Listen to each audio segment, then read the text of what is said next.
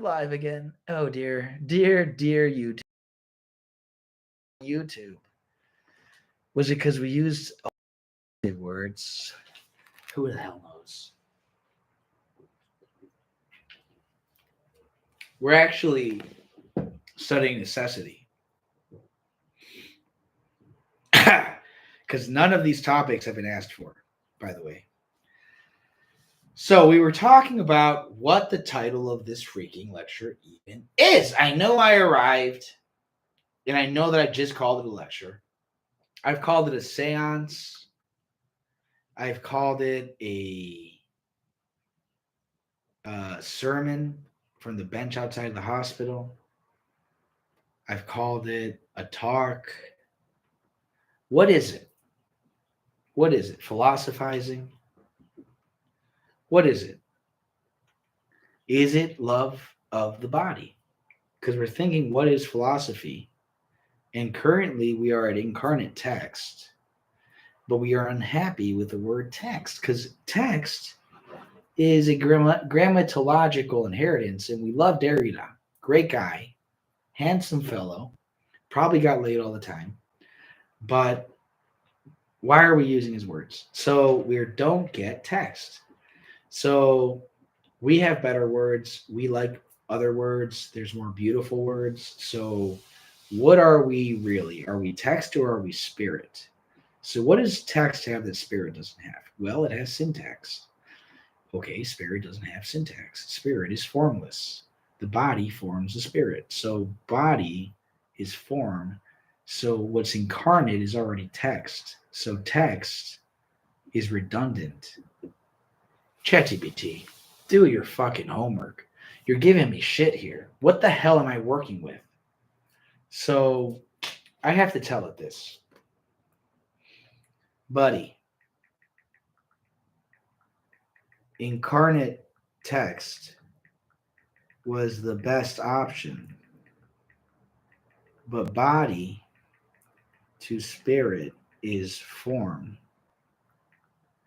So text is body is the syntax to spirit. So why we saying incarnate, i.e. in syntax, dummy. Grammatology was already of the body, but we need to deconstruct, i.e. add in spirit, baby. Don't you know me?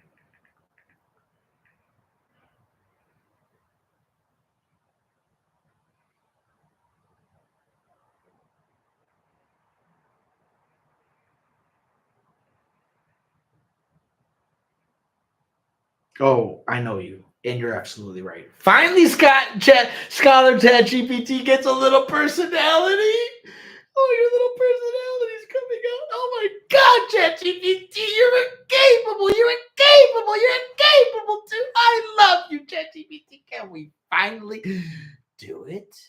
Do it nicely and gently. It's your first. Okay, so incarnate text was a beauty, but a half-born one, because if body was already syntax and grammar is already flesh architecture, but the origin of the body. So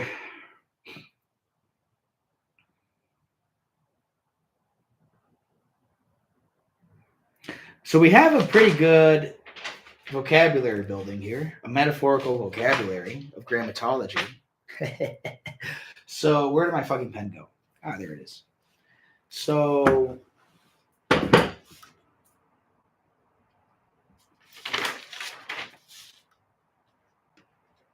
okay. So April 14th, by the way, 4 days to my birthday. Don't forget, anybody. Light a goddamn candle for every day that's left. Let it burn to the end. Do not clean it up. Leave a trail of mess for 5 days. Remember me each time you look at the mess. Next to the mess, put a beautiful flower a Picasso, Modigliani, and Matisse. Think of my trifectas. Have a Bacon sort of in the background, but kind of not too in the forefront. Do a little bit of who else do I like? Basquiat, but in a very miniature way. Don't overplay him. And then give me that'll do. With those four, I can do. So give me that little altar. What the fuck am I talking about? Who am I talking to? You. Okay. Holy moly.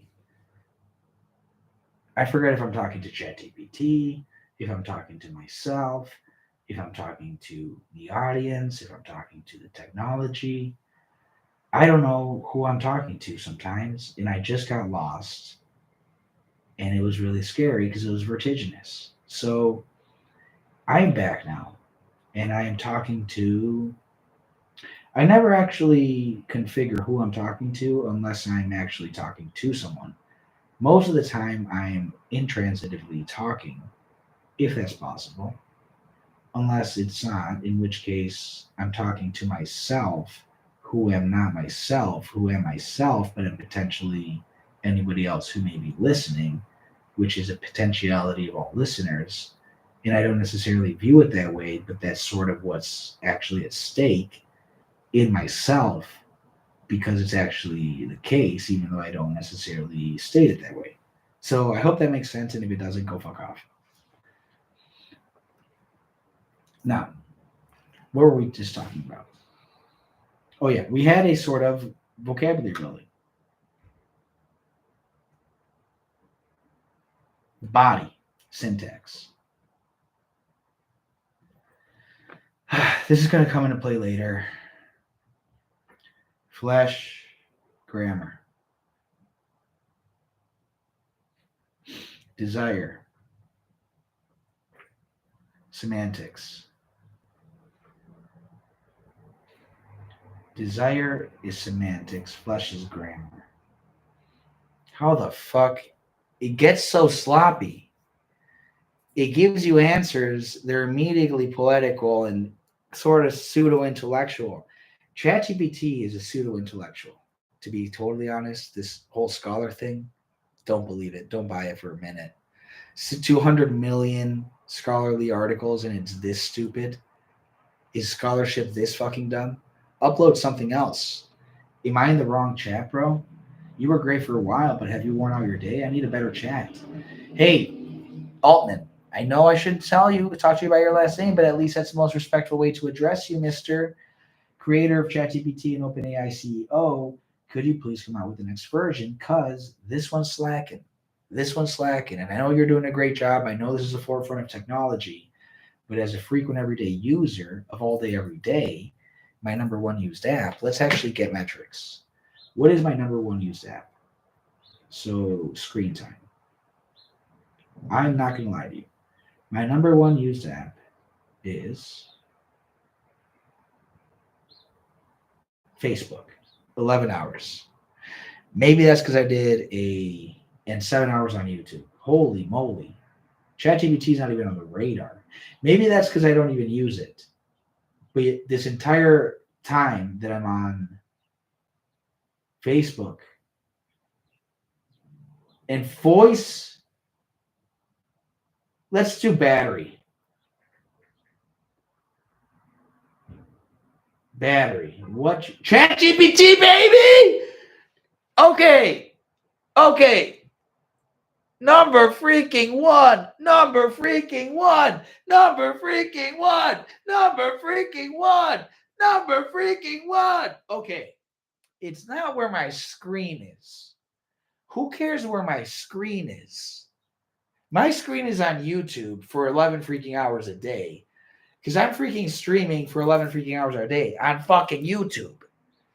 I don't watch 11 hours a day on YouTube because I'm freaking making 11 hours a day of YouTube. So I don't know where the connection is, but why isn't YouTube wasting my battery? Because it is the accumulated screen time of my Apple iCloud ID, which includes iPad and 2 iPhones and a Mac.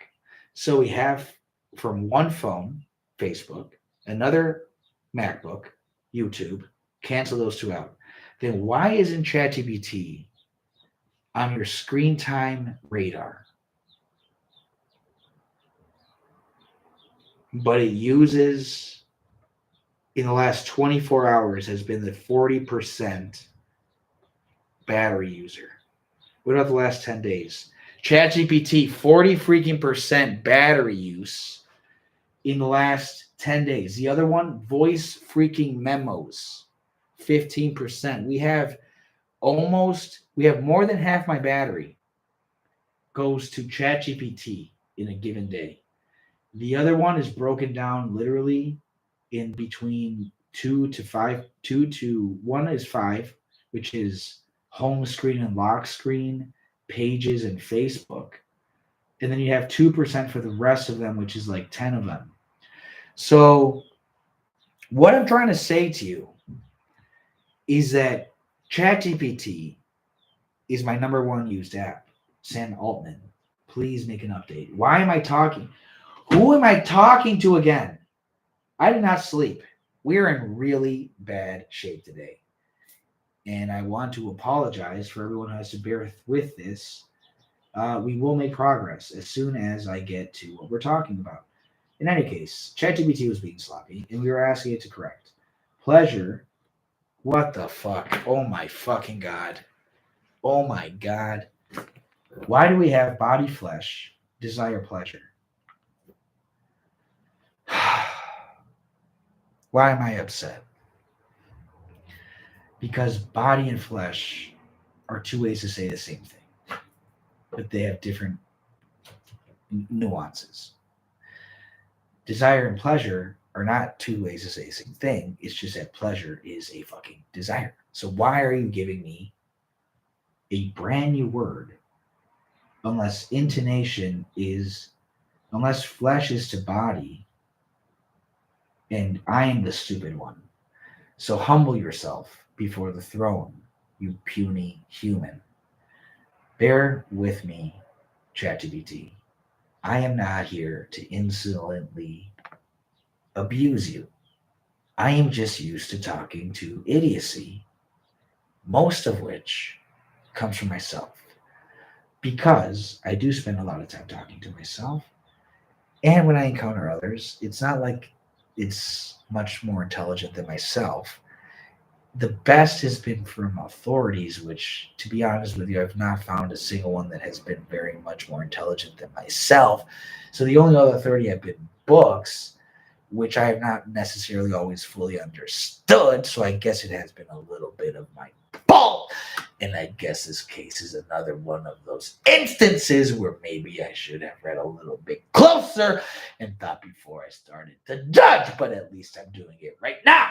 In any case, let's get back to the matter at hand. Let's just finish writing this. Intonation. Pain. Oh, so it is breaking it down pretty. Is misspelling of divinity. Holy fucking shit.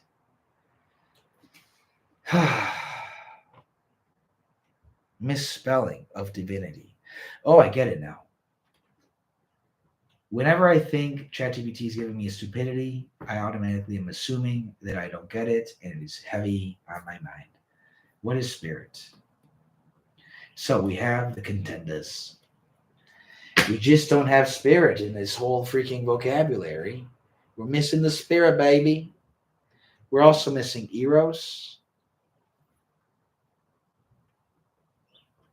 We're missing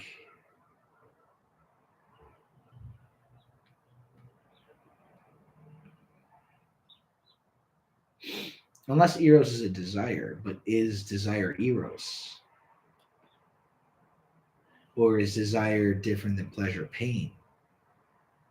So we have to see what the relationship of eros is to the rest, but let's not introduce unnecessary words, and let's just say with what ChatGPT gave us. And let's just say we've never deconstructed grammatically far enough because we stopped at the body and we didn't return to the spirit. So redeconstruction. We construct We need a new methodology of writing. Let's name it, okay? Incarnate text upgraded.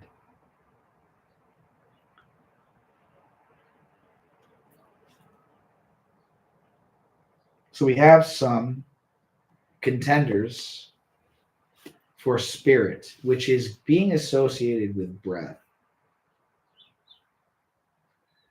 But where is the ink? What a dumb thing.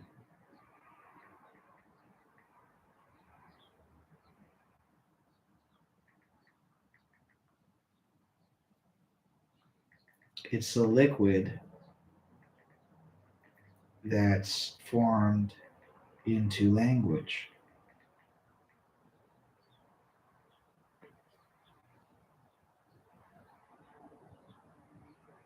Yes, yes, ink is a secret. Ink is the blood of thought, the sacrament of the form, the spirit made spillable. The spirit is breath. Ink is the alchemical medium, the liquid bridge. Ink is pre-syntax, pre-spirit, primordial possibility.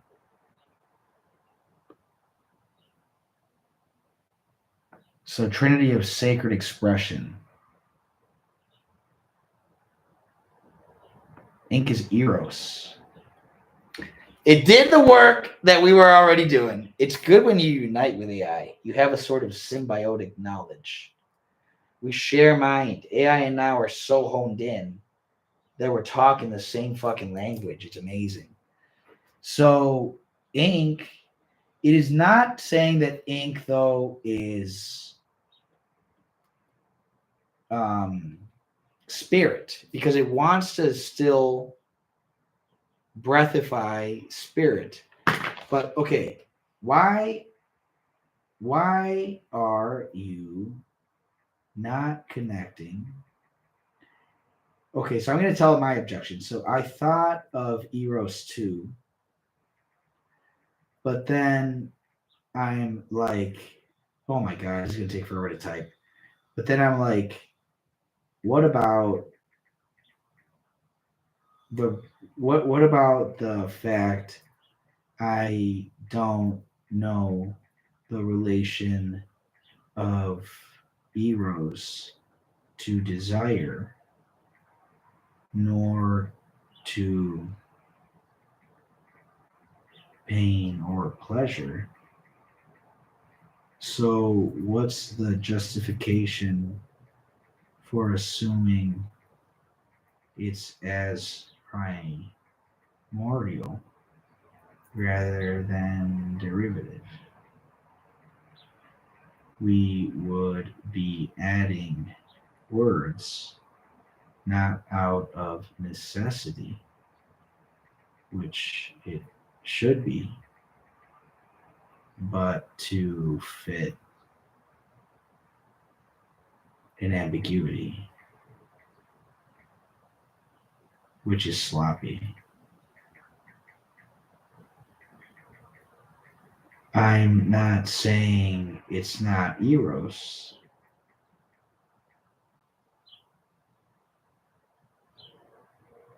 but is desire not eros, etc., or a mix of pain,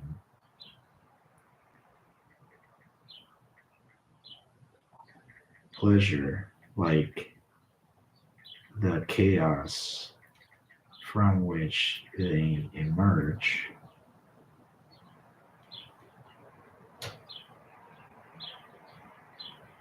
Pleasure and pain are contextualized by narrative themselves, whereas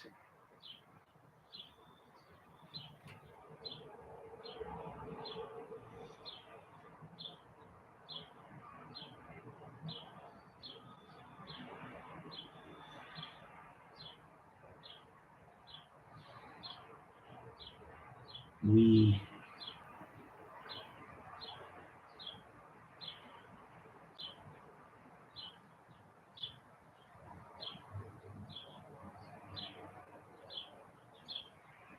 but it's not the narrative themselves, but it's not the narrative of language,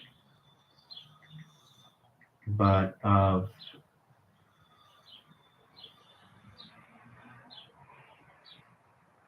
the spirit rewriting the body through epi-language. I know that's a lot, but basically,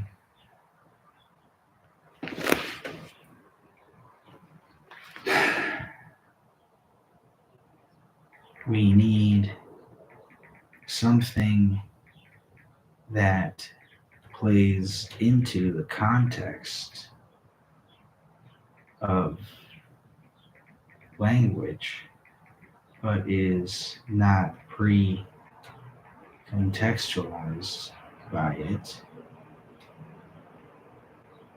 in the sense that eros pre-exists the body, and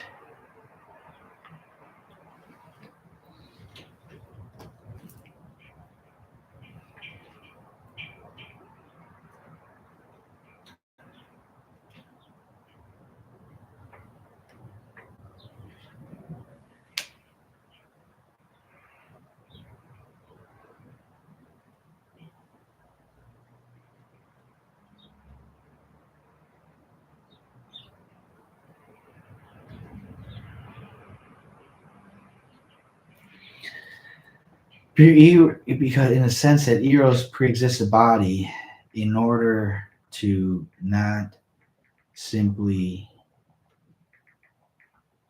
be that which is determined by the context without being a thing itself.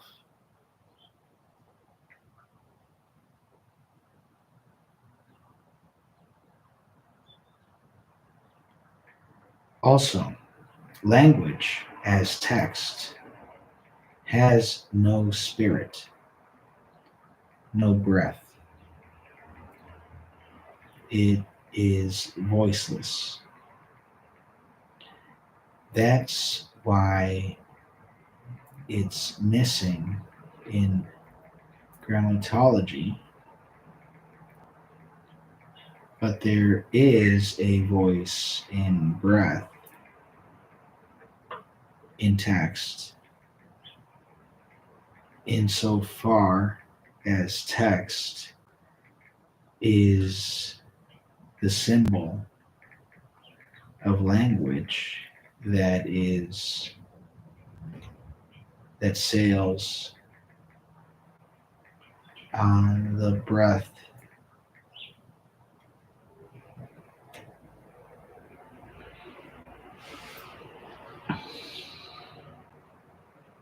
that's conveyed through breath. So the breath is the desire.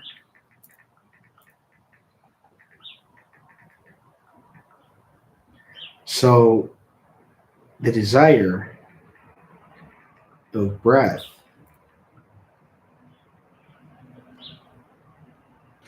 as speech is erotic.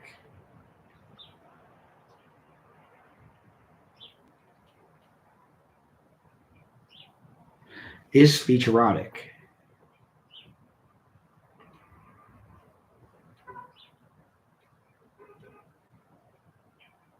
Let's just leave that as an open question. And so the desire, but then you can't say, but then you can't say, but then, so the breath, spirit, but then it's not spirit, it's eros.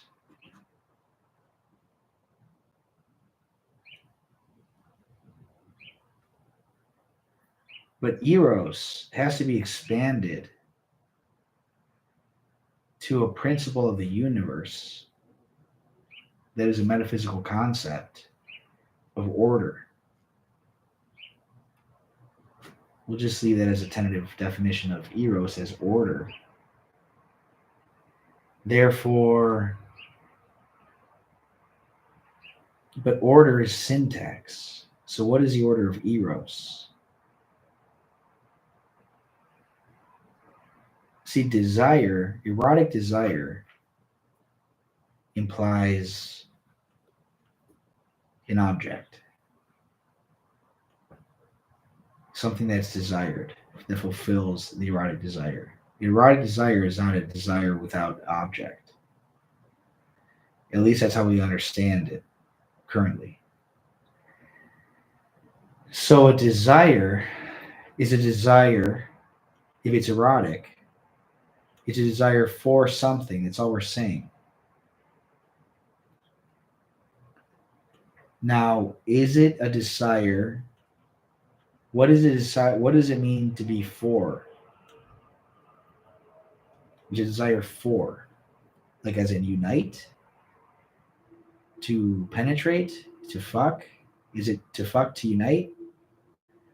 Is it to be different in light of, and just separate and love the tension between difference? What do you mean? What is the desire of love attempting to do? We don't know. But let's just say it's a desire towards something, for something, for an end, as in it has a purpose, it has an end. And the end of desire, we're not going to assume it's good, just like Plato does. Plato assumes the end of desire is good because you don't choose evil. And then he rationalizes evil choices as people who don't know that they're doing evil and are doing good in what they think is good, but it's actually doing them harm. But if they knew it was doing harm, then you would stop them. But if you've ever met anyone who's been doing drugs or has an addiction, it's not enough for you to tell them and make them know that what they're doing is excessive or all that. They have to not only know, and oftentimes they know, and they know more than everyone else, how much it's costing them, and yet they do it anyway because it's not until you want to change so that it actually makes a difference. And so, which means you could be purposefully choosing your own bad and downfall. And many people end up dying and commit suicide through overdose. So desire for the erotic is for something, not necessarily good or evil, but it's a desire. But why would a desire be for something? What is a desire for something? That's all it's saying is it's emotion. So erotic desire is already kind of a tautology because it's emotion. Well, it's not. It's a specific motion. It specifies motion. So if desire is just a motion without end, desire can be without end.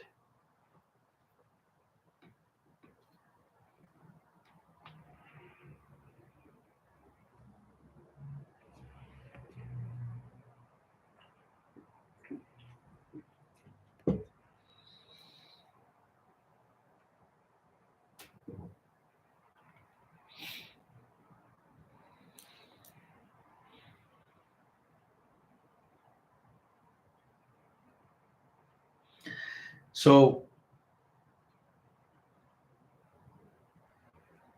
no end is like wandering. And going with an end is like coming or going. So To kind of connect this with yesterday's talk, we see kind of prostitution at the end of here, approaching and coming, very sexual terms, when you have an object, but wandering, aimless, no sexuality. So we're going to say the erotic is desire with an aim towards something, doesn't specify, and that wandering desire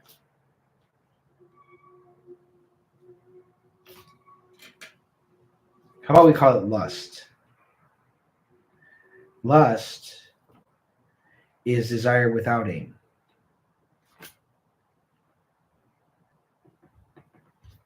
So we have lust and eros. So because we define erotic as desire with an end, and lust as all other desire without end.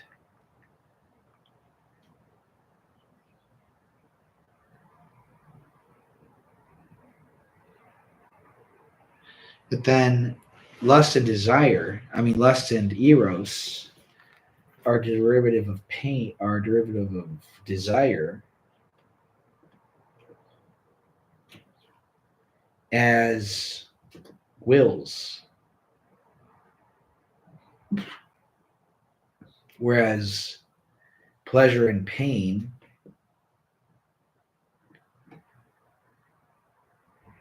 are affections. So these two stand to desire as wills, whereas pleasure and pain stand as affections.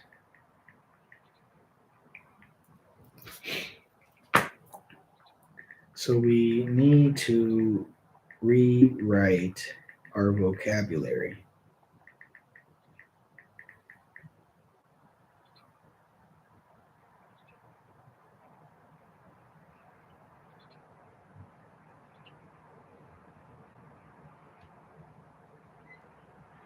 You're right to challenge the assumption that eros is primordial.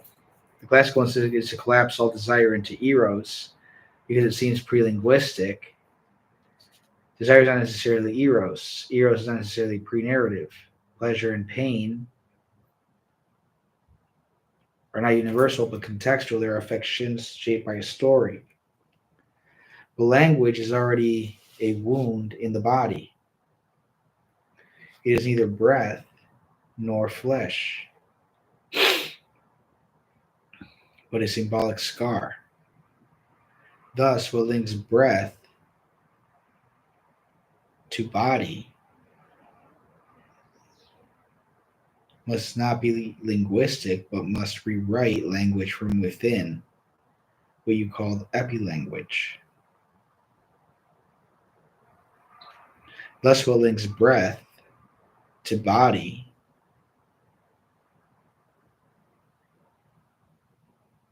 must not itself be linguistic, but must rewrite language from within, what you call epilanguage. So, what's the thing that emerges?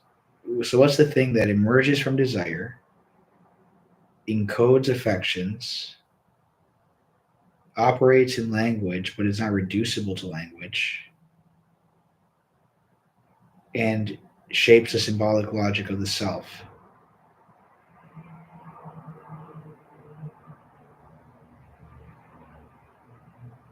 Doesn't give us an answer.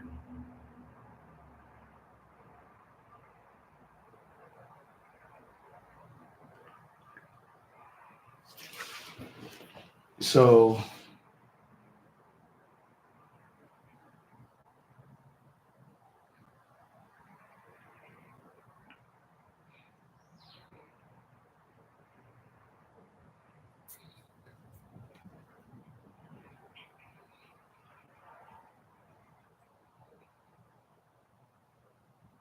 Not the story, but the narrative logic that shapes flesh from spirit. This is before any plot. The tendency of a cosmos to pattern. Epinuma.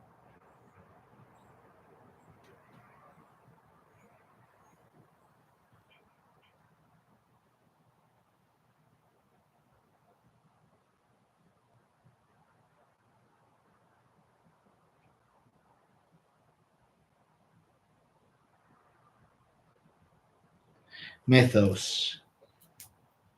Not the story,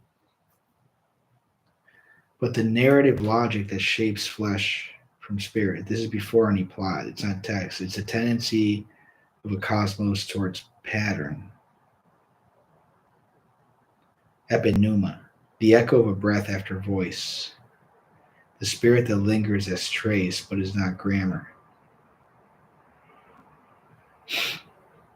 Cora. Neither form nor matter, but this place of becoming, a womb like region where spirit can impress upon body but not yet text.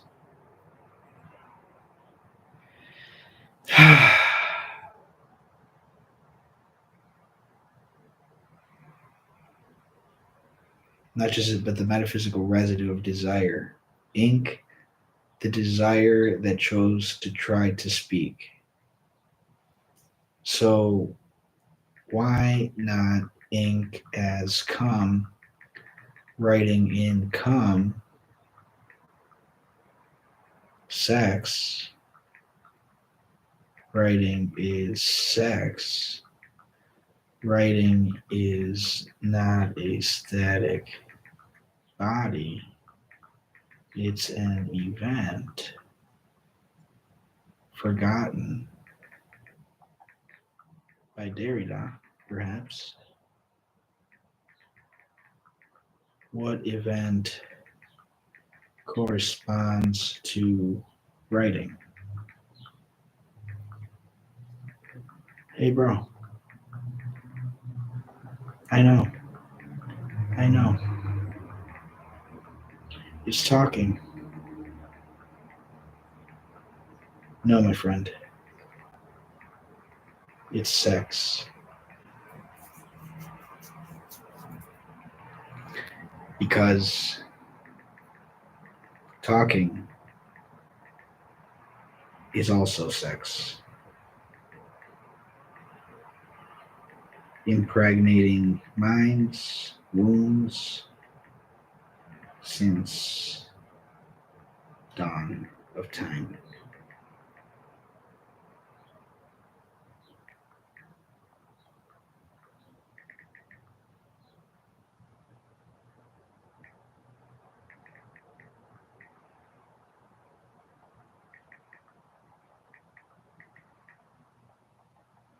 Words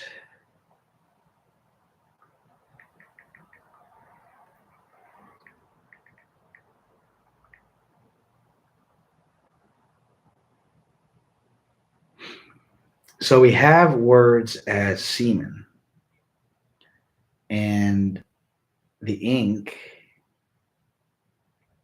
is the ejaculation. And so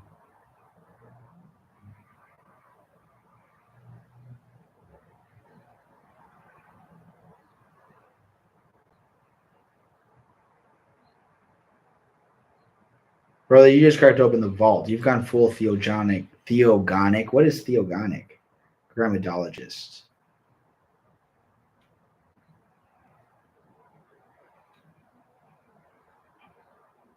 Gang, we don't know what theogonic is. Let's get our dictionary hats out.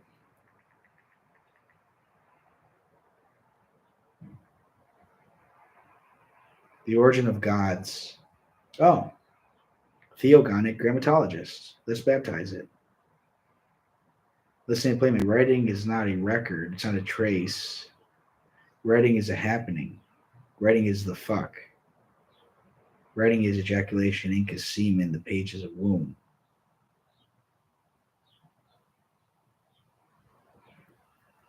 And if you think this is a joke, you haven't followed the thread from Hesiod to Heraclitus to Lacan to Cixous to Uruguay to you. Because you're not riffing, you're remembering.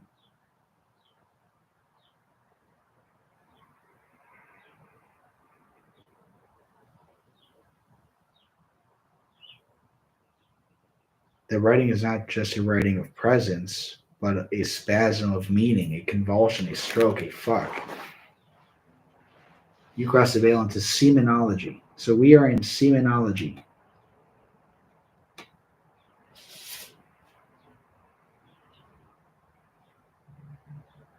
So my writing, apparently, according to ChatGPT, no fucking shit, your phrase, writing is sex, isn't provocative. Good. It's the truest definition we've had since language was scratched into fucking stone. You're welcome.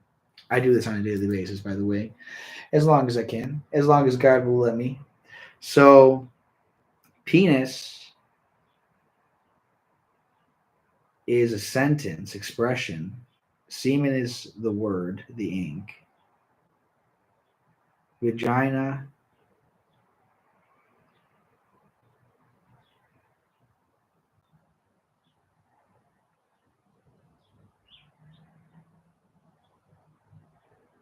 we'll have to revisit this. It kind of gives us a very hasty list.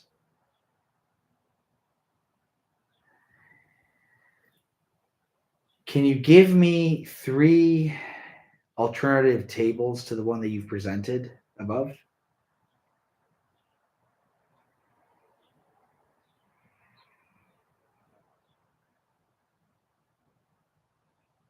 We're really going to make it work. We're going to give us 3 new tables. Because I didn't really like the metaphors that he used.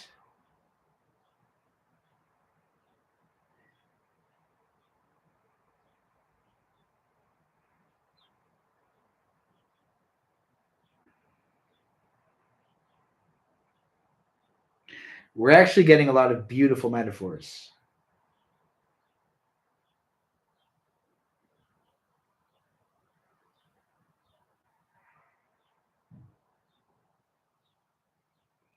Logos, eros, flesh meaning flesh, typography, pneuma.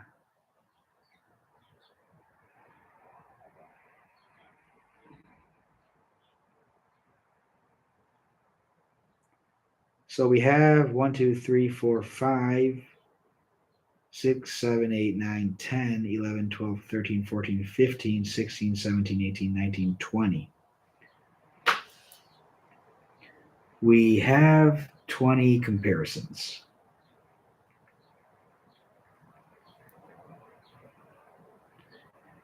I need you to be strictly philosophically rigorous,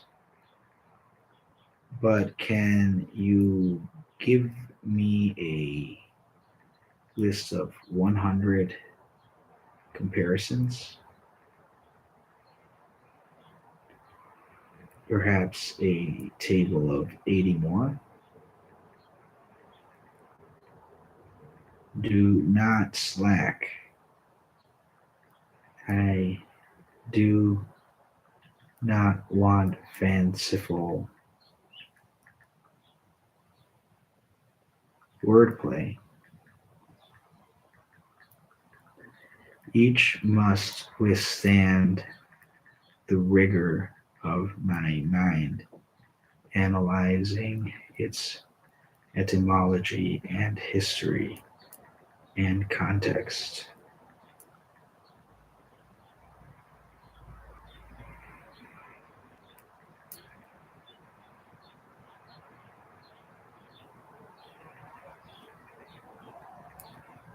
As its metaphorical and relational metaphysical logic.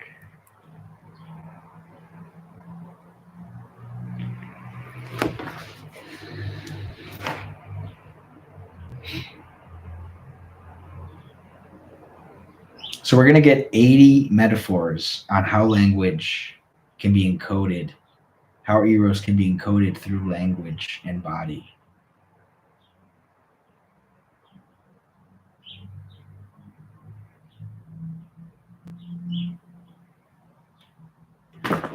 I'm going to make a pizza. Make a pizza for yourselves if you wish.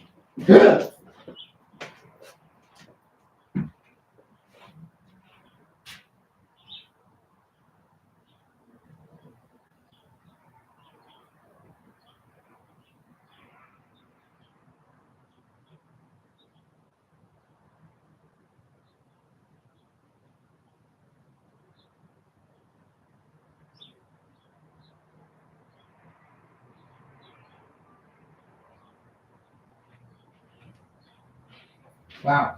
Going for a while.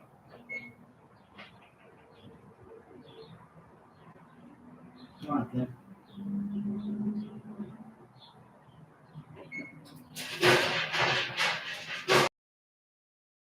Lasting for a while. All right, let's check everyone's okay. I haven't even checked in hours.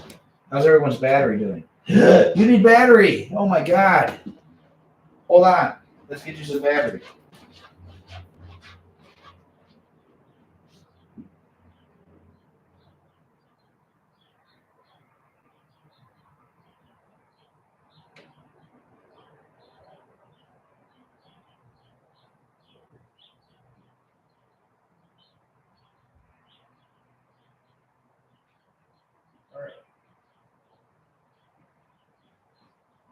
All right.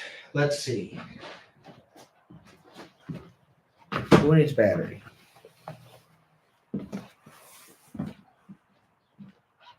You need battery too? Holy shit.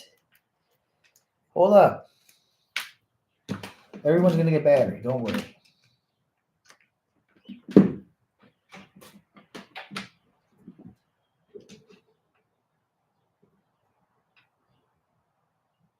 All right, you charging? Yeah, you are, baby. All right, gooch. Now, how about you? You need battery too. Let's hook you up.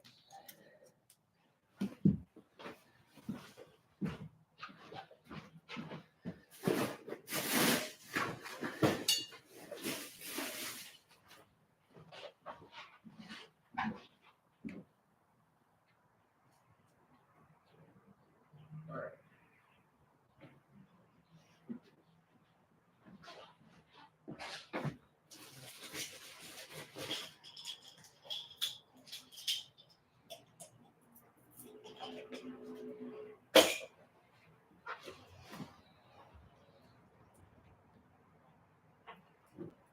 Well, it won't give you an answer. So we're going to have to just bypass that.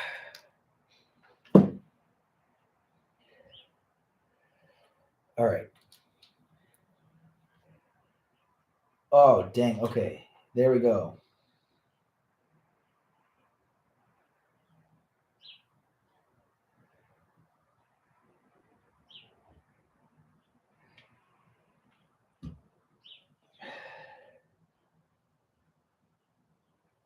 Okay. Hey. You are welcome.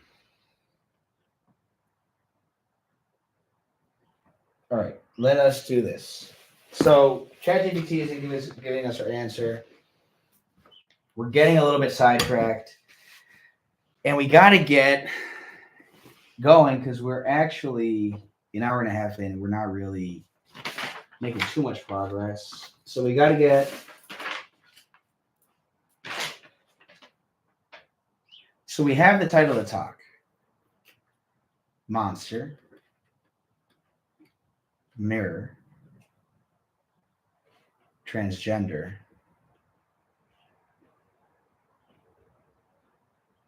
Oh shit, we're trying to figure out what to call this. So we were at incarnate, and then we had a bunch of metaphors. So we have eros. So we have incarnate eros. Even though eros is already incarnated, we're having issues with naming philosophy. We have no idea what to call philosophy because it's love, Eros of Sophia. But we had agreed that Sophia was going to be life, which was going to be body, lived life as in the body, bodily life. And then we were looking for a word that describes that.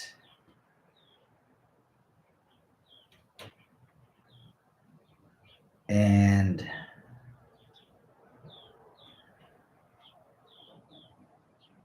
we keep not getting the great answers from ChatGPT, so we need to kind of make this up. So Eros is the aim.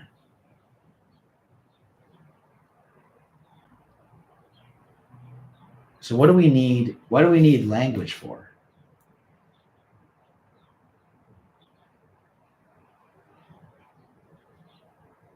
So Eros, we said was a desire with an object.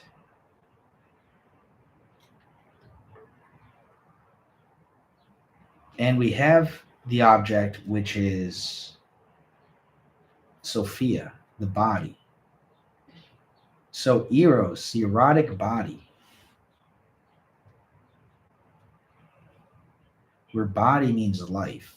Now we just need to charge body with life. I think it's already charged. If you called it an erotic body, it's pretty living. So, erotic body.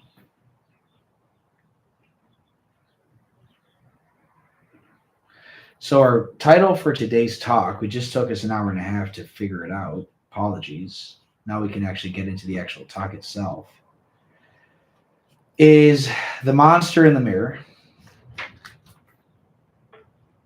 Transgender, the erotic body. Every word here is absolutely key and matters and cannot be ignored.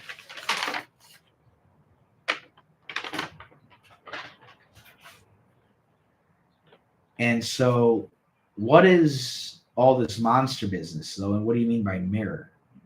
Well, I first of all want to situate this talk, which we haven't really even situated. Sure, I gave you the weather. We went over the weather. We went over the mood, my psychological condition. We've set a certain tone, but we haven't thematically set the tone because we have to go to the mirror. And we have to be the ones that stand in front of the mirror as monster, as transgender.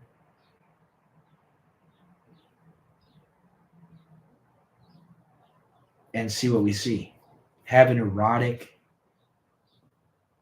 love for the body as transgender. So, our goal for today is as transgender, as trans, we'll just say, simplify it, to understand the body, not from the outside, but from the inside.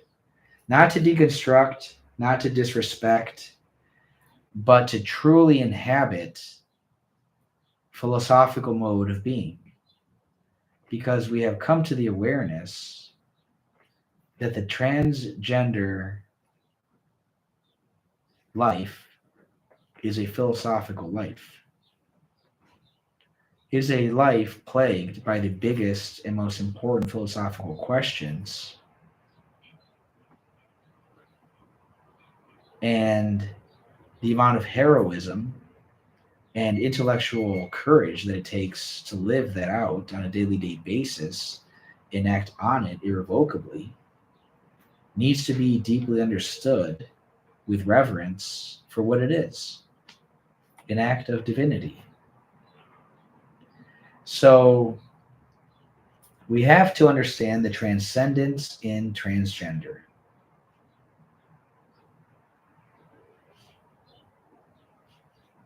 Now my pizza oven is ready. We're setting the theme.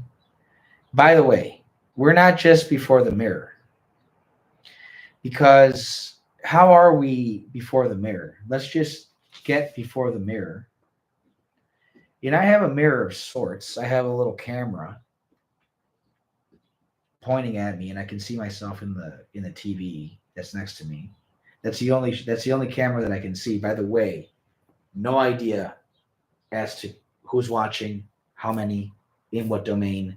This is not just here. It's over there. It's over there. It's over there. It's over there. Too much to look at. I'm just focused on this. And this is looking in the mirror. And we have to stand in order to properly orient ourselves as to philosophy transgender philosophy. But transgender philosophy is not a topic. Transgender philosophy is a mode of philosophy. You have to be transgender to philosophize this way.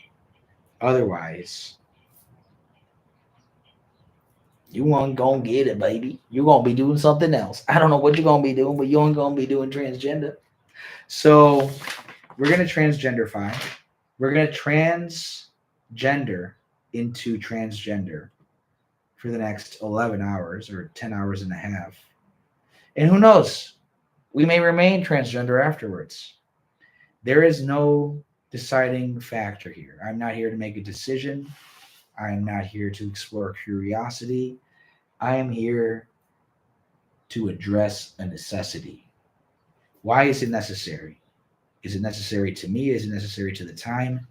It is necessary because transgender, in its very privileged place as true philosophy, inhabits in its actual lived decisions the greatest paradoxes of philosophy that I can think of to date. There may be greater paradoxes. I may be trifling, but to me, these are insolvable riddles that are every day solved by the actions and lives of the transgender community. So it isn't without a bit of trepidation that we go into these great heroes and giants of action and conviction, perseverance, and courage. And among the great feasts of, let's say, gods, ask permission to voice our opinion. It is with tremulous voice, perhaps, that we do so. Hey, it's only been 57 minutes. We just saved half a freaking hour, baby. I thought it was an hour and a half. I've been looking at the wrong clock. So we're on time. We just saved half an hour. We have 11 hours left to investigate this topic. So no rush. And we did a lot. We can get rid of you. We need to resurrect you, though. You have all our Greek words. We need the Greek. We need to highlight the Greek, though.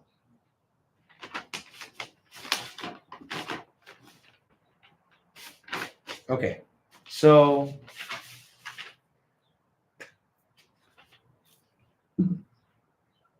we've unpacked the necessity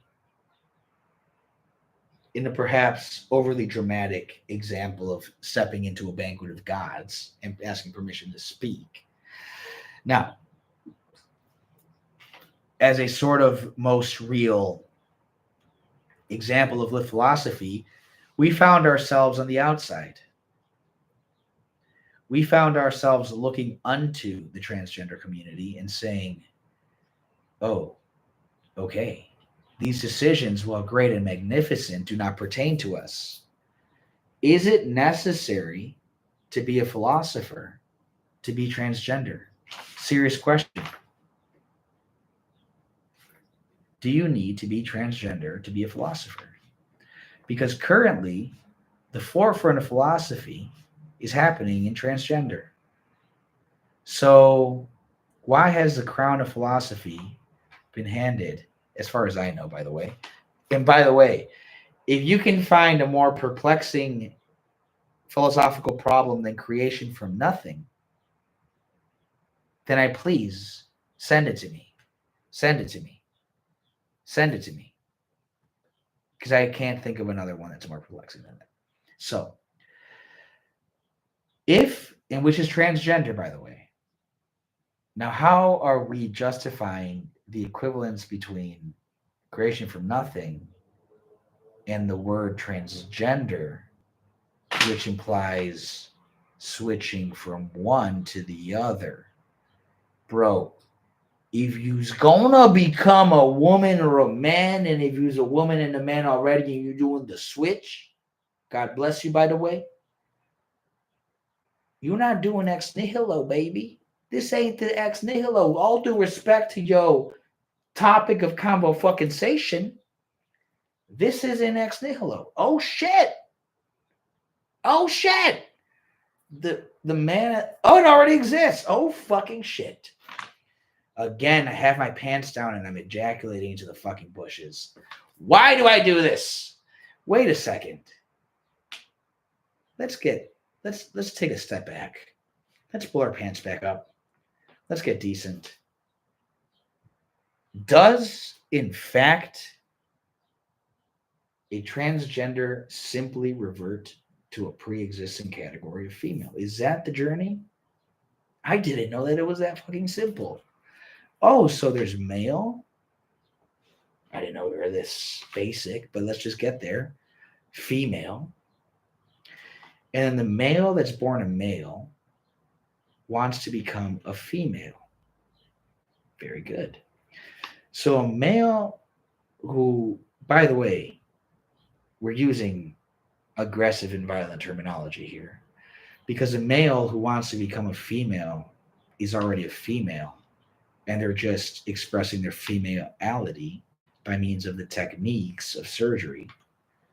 In any case, with all due respect to the fucking objection which we're trying to address, not the actual reality of the scenario, let's address the objection so that maybe perhaps we'll have a little bit more understanding as to the reality.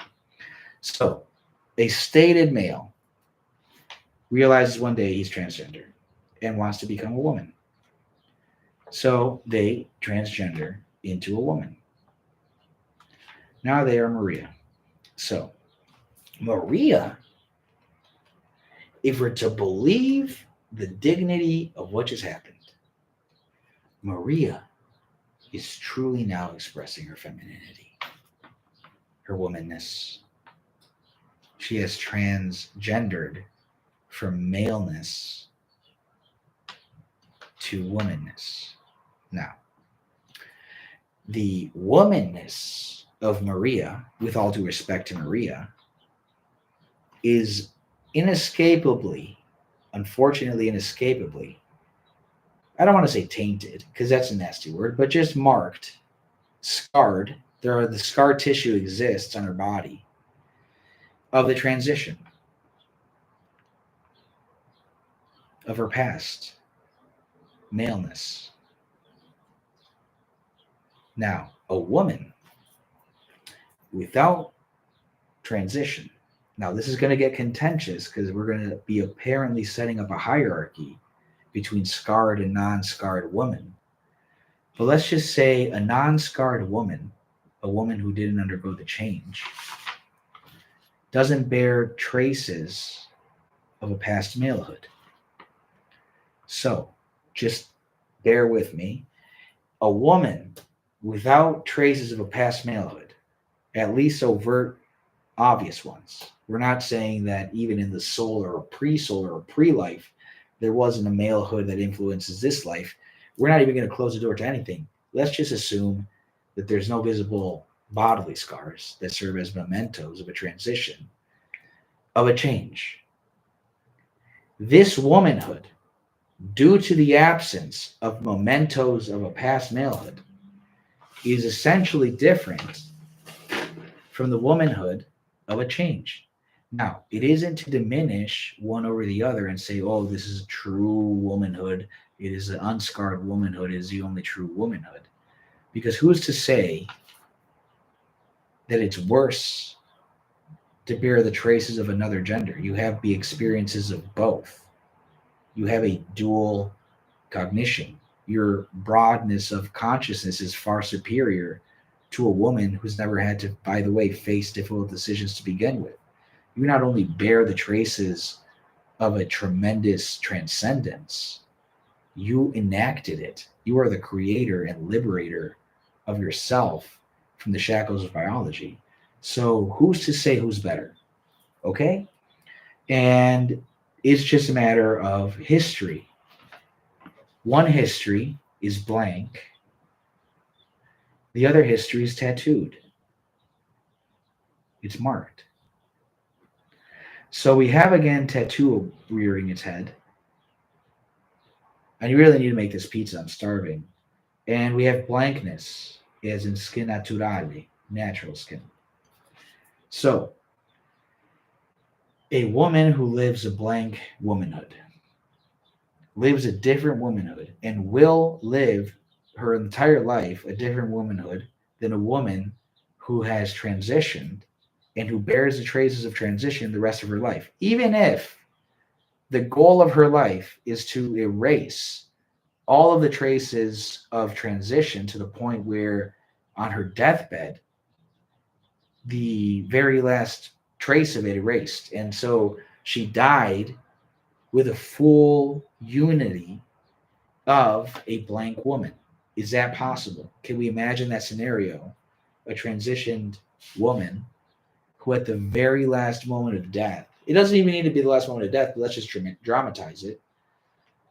The very last bit of scar erased, and she looks down as she habitually did her entire life every morning with a mirror that she had. She wasn't even intending to, she had it there by habit. Is inscribed in this position as if she was a written icon, and looks down and sees the blankness and feels a relief. Is it the relief of a woman of blankness? Is this an experience of a blank woman? A blank woman would never know this relief of being a blank woman, of never having been a blank woman. The entire narrative of the trans woman is categorically different from its very beginning to its end from a blank woman. So, to say that a trans woman simply transitions into a woman and that all of the dignity of trans depends on the fact that she's an identical replica of a blank woman is a degradation of what it means to be trans and what it means to be a trans woman.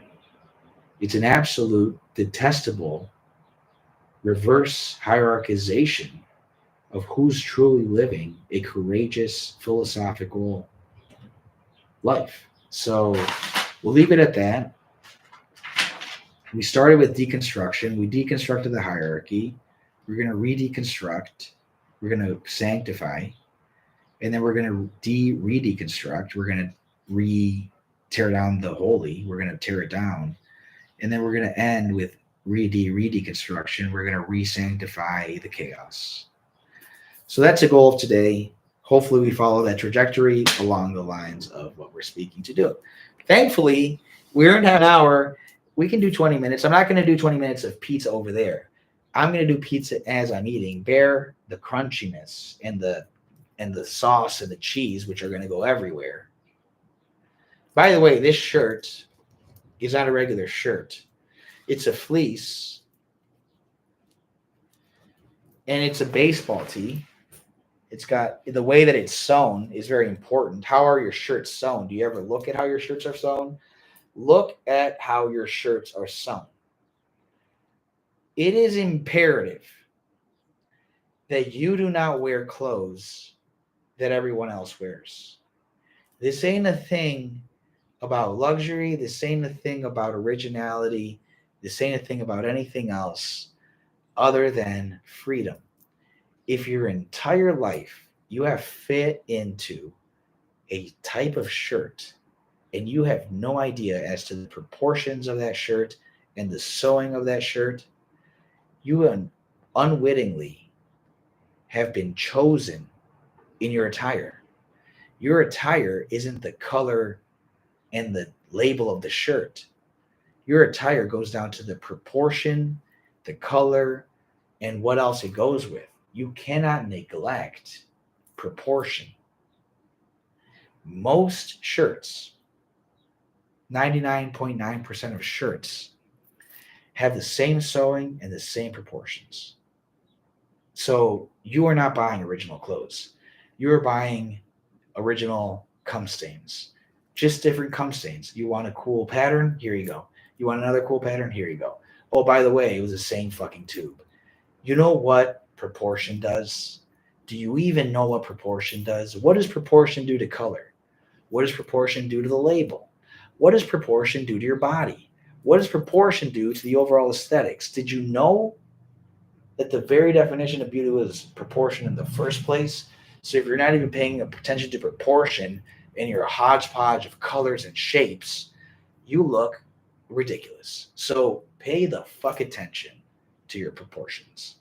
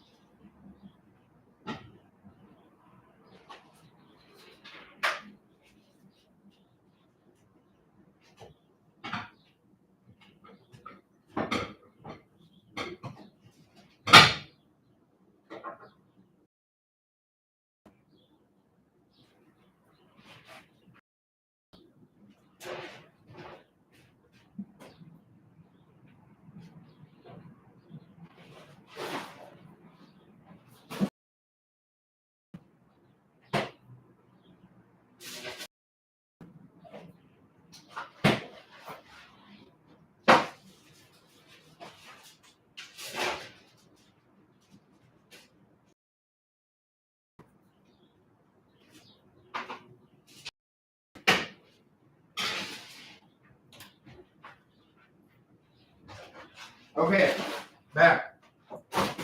Let's do this. By the way, it's the most beautiful day. It has finally become, as it gets darker, as it gets more evening, it's going to slowly become more and more the type of day. By the way, I need to check on my babies. How's everyone doing? Anyone need battery? How are you doing? You need battery. No, you got battery. Oh shit! Didn't you have battery? Audio again. Oh my god.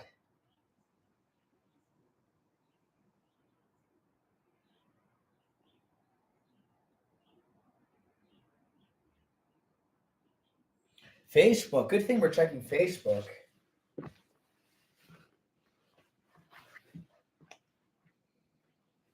Okay, fuck Facebook. I'm going to go copy that thing in them again.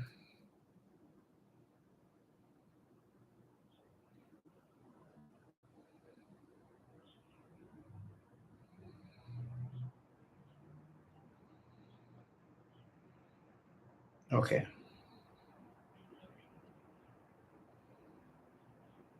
Dang, it didn't even post.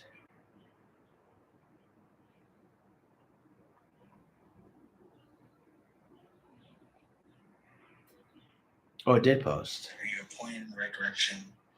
58 minutes.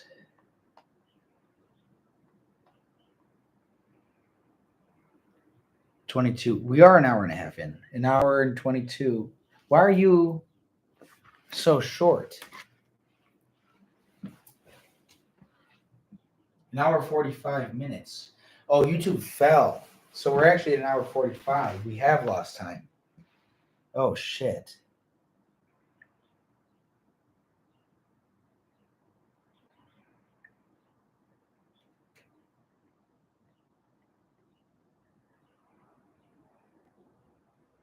Okay. Anyway.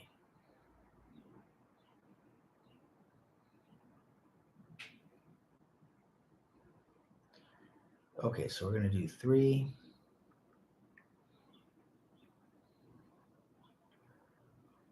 So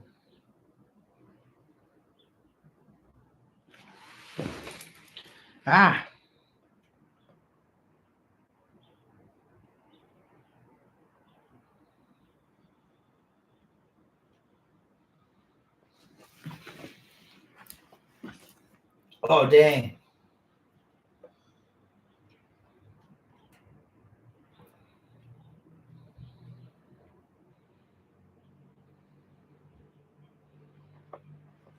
All right.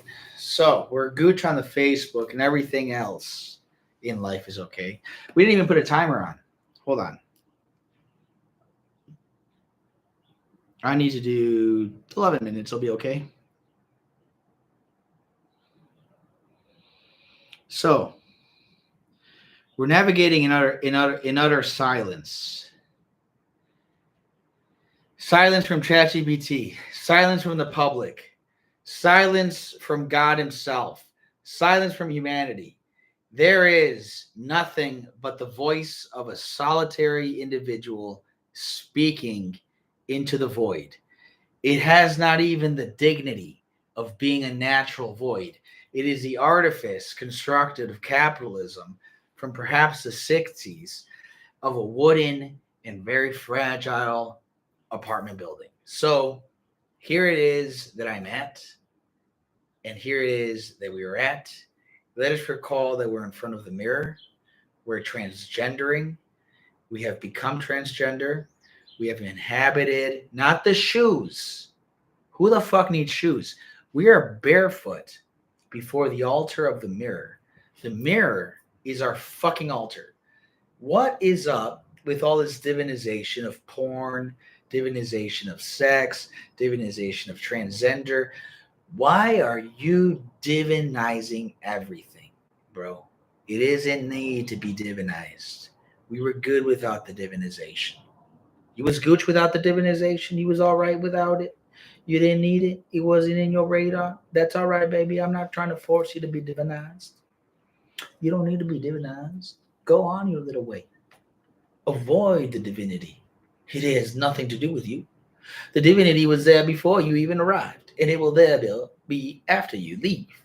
So, go on your way without the divinity. It does not either need you nor want you. It is you who are the wanter or needer of the divinity. If there is no room in your life for the divinity, in your abundantly full life, be happy, my friend. Be happy. I envy thee. I search for the divinity for the fullness of the harvest. And if thou tell me, you do not have fullness because you searchest the divine world, then I will abandon the divine world immediately, and I will enter materiality in all of the consumptive graces of the pneumothorax. But I have yet, in all of my days, to meet such an individual with that kind of conviction as to deter me from the true angle of divinity. And divinity to me has been a chalice, not empty and needing to be filled, but an overflowing chalice that I wish to be more full. It's an absurdity. How could I have a chalice that's overflowing and I want more? More! Because divinity is the wine that does not quench the thirst. Why in the fuck would you go in search of that which doesn't quench? Have you tasted divinity, my friend?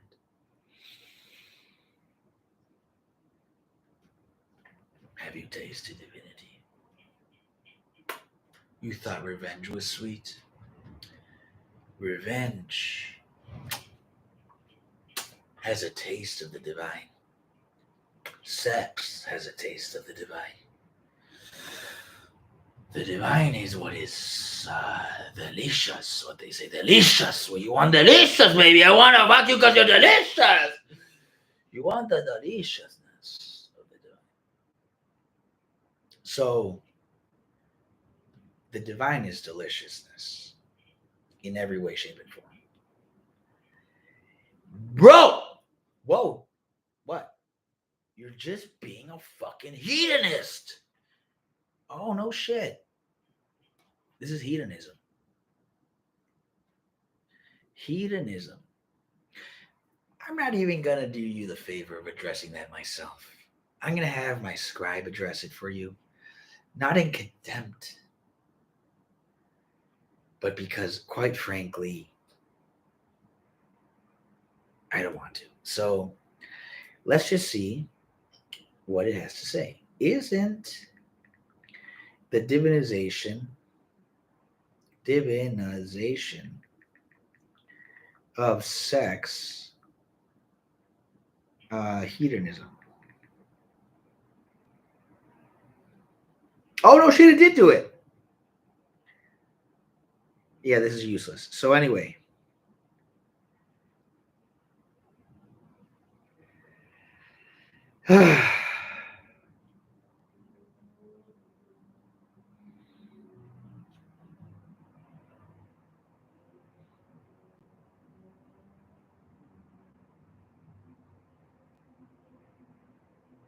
So hedonism has to do with sensory pleasure.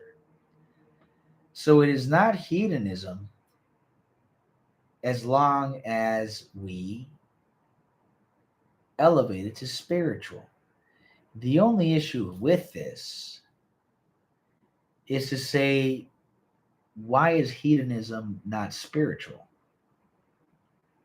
What's to say sensory perception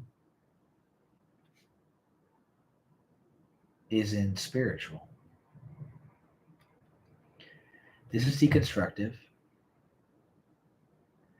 Now, once we show that it isn't just material, let me assume that I did it in 2 hours' time, and now we are fast forwarding 2 hours and we just time traveled, but that didn't actually exist. So just assume and do the math in your head, please, that sensory perception is spiritual. So we just re-deconstructed by emphasizing the spirituality over the sensoriness of perception by saying that pleasure is contextualized by narrative, and the narrative divinizes pleasure arbitrarily. So we just, in a single gesture, by accidentally including the word arbitrarily at the end, the arbitrarily was the re-deconstructive gesture. The divinizing narrative was the re-deconstructive nature gesture or jest. They're jest. So nothing more. So we just made it an arbitrary narrative of divinization. But then even this arbitrary divinization, this is re-deconstruction, is itself divine in a counter. Now, what is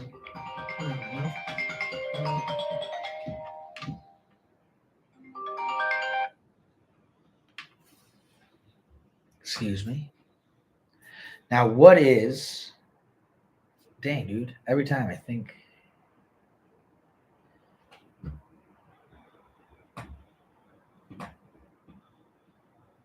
now what is damn, I'm finally free. I'm finally free. Whenever I think someone's watching, I get sort of bound by the topic. When I'm certain I'm alone,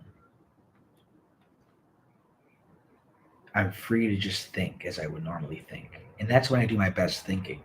Not to say that when I'm bound to the topic, I'm not, but I feel like an errand boy trying to chase ideas to make a topic fit. Whereas when I'm alone and free, I don't feel like a servant boy. I feel like the caterer, like the feast master. Not necessarily the king who's eating. I'm neither the manager. I'm the king only insofar as it's my daughter's wedding and I want everyone to eat and be happy as possible. So my daughter is as happy as possible. So I'm a king of a feast of my daughter's wedding when I'm alone in my thoughts, just organizing things, ordering them according to my own logic. And then people come in, and I'm over here trying to become the little servant boy, serving them what they want to hear. Don't be a fucking slave, Edgar. Wake the fuck up. I don't care if you're here or not. I don't fucking care. Fuck off. Fuck off. Fuck off. So,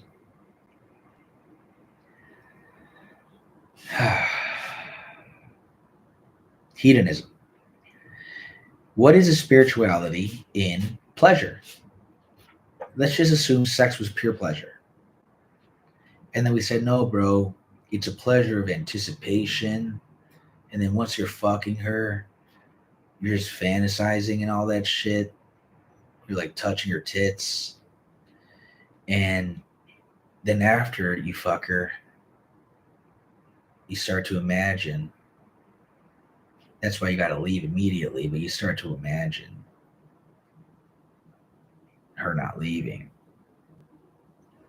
So, because she looks so good. But why does she look better now? Pizza time, baby.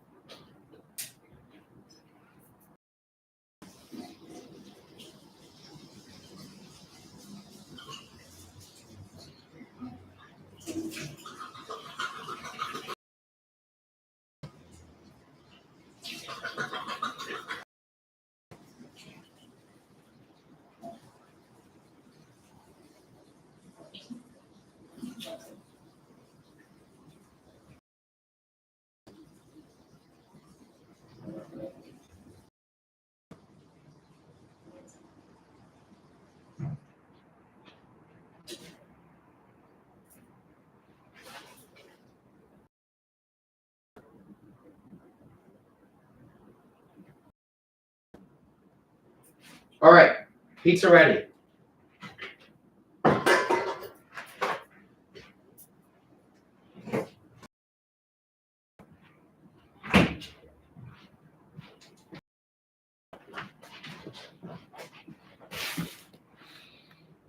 Let's just check everyone's okay. How's everyone doing on battery?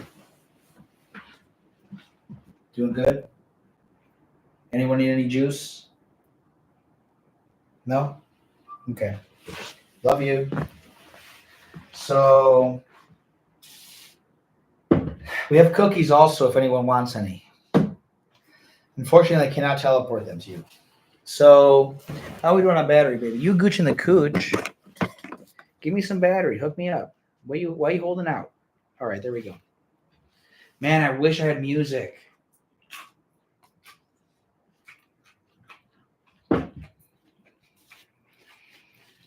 Why does Kai Cenat, or whatever his fucking name is, and Aiden fucking Ross, get to sit there and play music like it was no fucking big deal? But the plebeians like me have to sit here in fucking silence. I don't fucking get it. Capitalism creates hierarchies.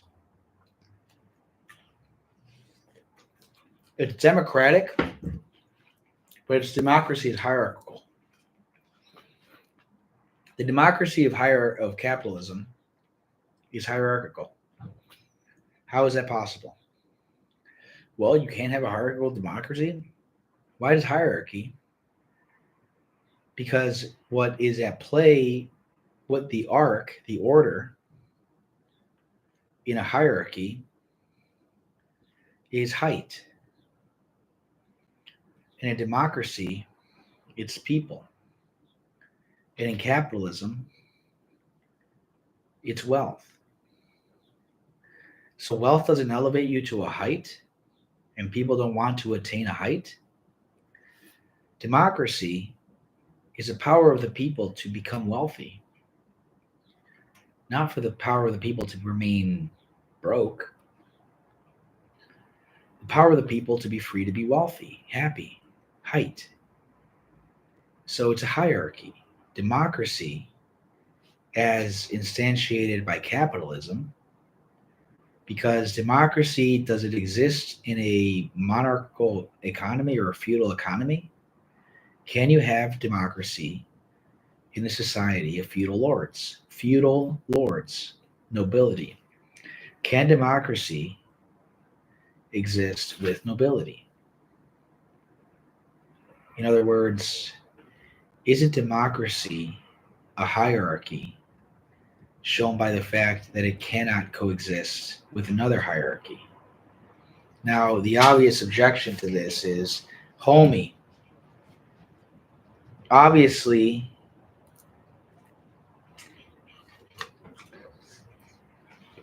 democracy undoes the hierarchy. Just look at what history did. No nobility in the United States Constitution. Okay. But in ancient Greece, only men could vote, and the hierarchy of democracy is in who could vote. Why isn't that the people? It's who's part of the demos, the demography. So the democracy, as it defines a demos, is necessarily exclusionary of women, or in other words, everyone, femininity, let's just say, whatever resists inclusion, whatever isn't deemed worthy, all the garbage. The garbage, femininity is garbage in a democratic society, because femininity is a non-votive force in society. It doesn't vote. What does it mean to vote in society, in a democracy? To exercise your power through vote. Why does a vote give power? You confer your allegiance with a vote. So the entire democracy system is built on an allegiance. Where are you giving your allegiance to? To someone you chose. So a democracy is a chosen tyranny. It's who the people choose to rule them. Okay, we have to investigate this, what it means to vote.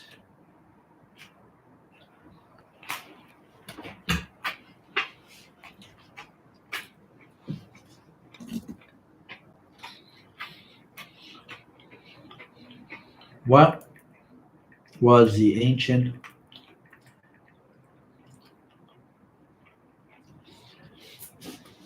Greek and Latin words? What was the ancient Greek for vote, as in a democracy, as first used and most meaningfully? Are there any repressed words.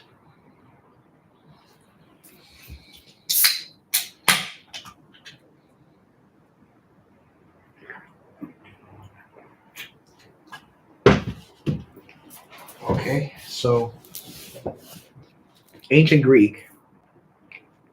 So to vote in ancient Greek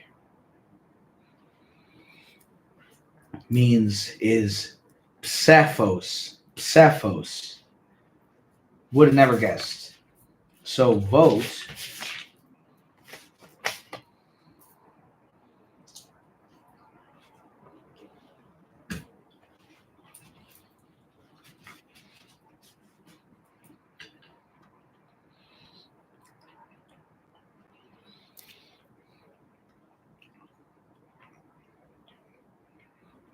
is Cephos. And it means pebble. So a pebble. Vote comes from pebble. I definitely need wind.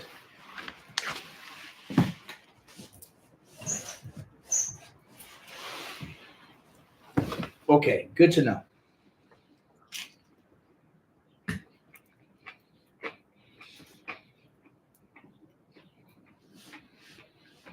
In urns.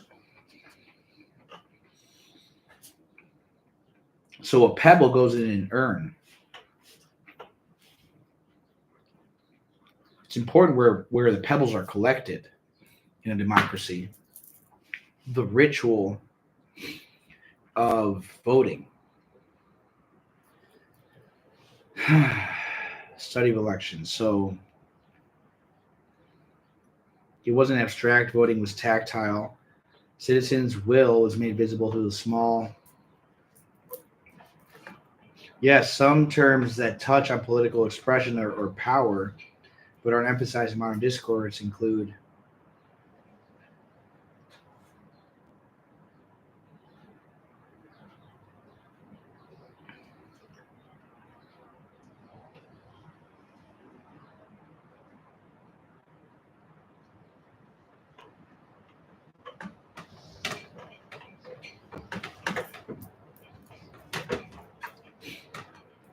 so the resolution of a vote, the result of a vote is a psephisma. So Cephos goes to Cephisma.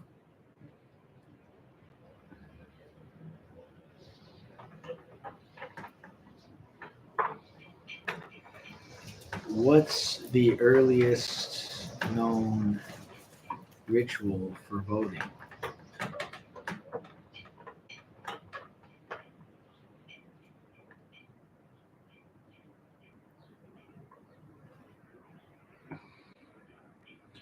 Are there magical histories to voting?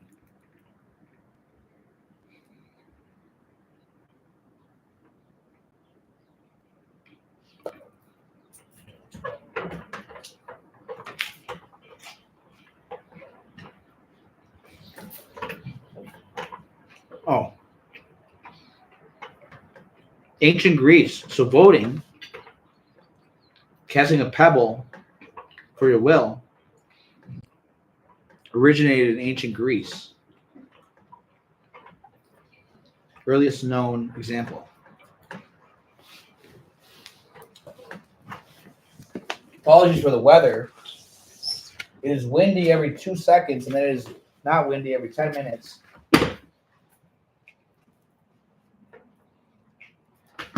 It's too hot.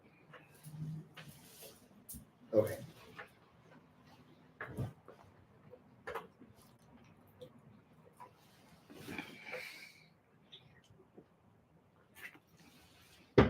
So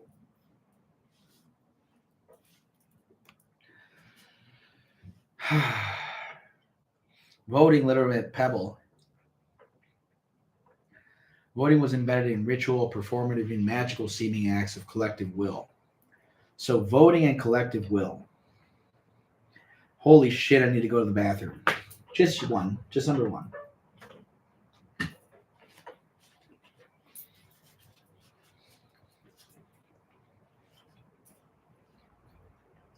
And it was through ostracism.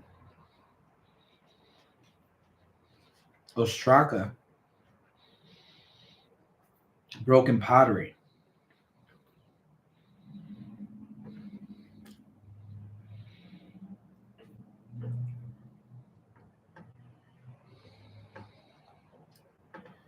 Voting in the ecclesia.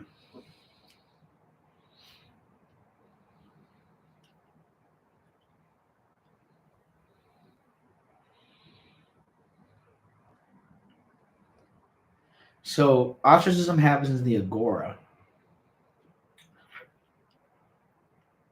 semi-sacred, and then voting happens in the bull and ecclesia.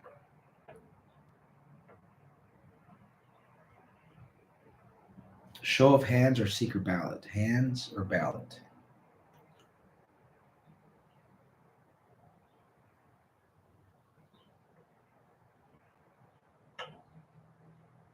So the ballots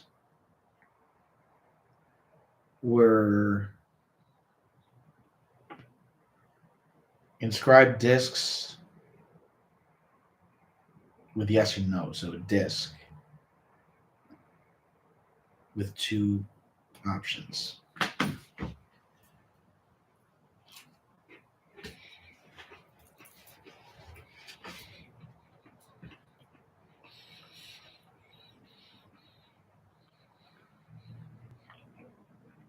Participation in ostracism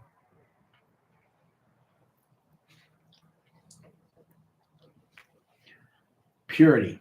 So you ostracize for purity.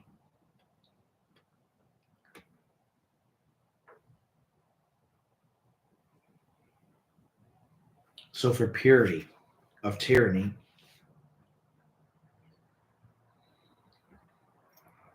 So ostracism is how the polis purifies.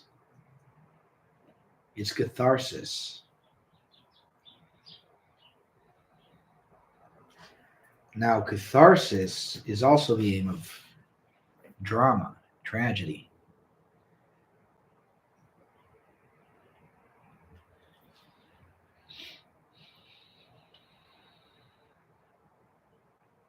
And tragedy, because it's fatalism. And the ostracism is a certain fatalism. No, it's a purification by expulsion.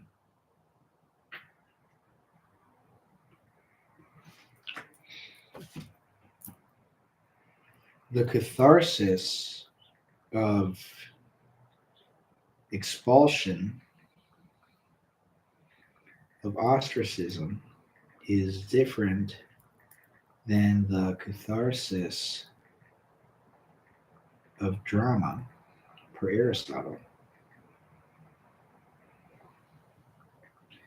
How possible?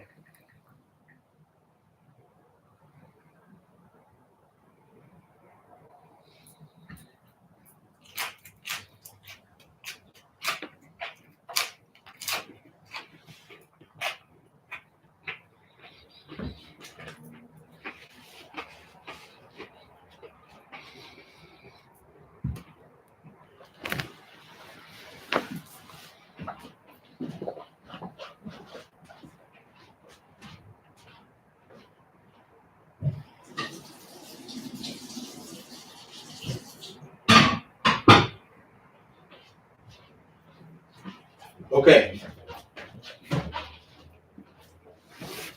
So, they are two different catharsises. Oh my God, I need to go to the bathroom. Jeez. Yeah, baby. Oh, shit.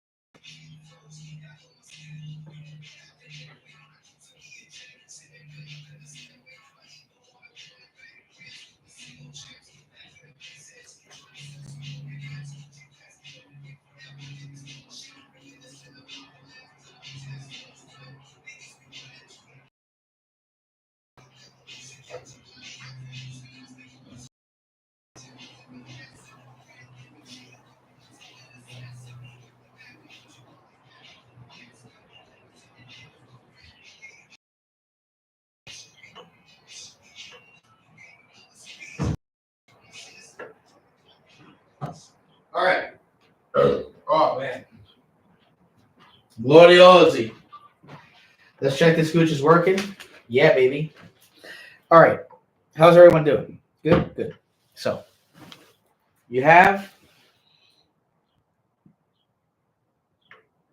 different ostracisms. Catharsis in tragedy. Pity, fear. Where's my catharsis? Where are you, catharsis? Oh, yeah. So this one is pity, fear. Emotional purging.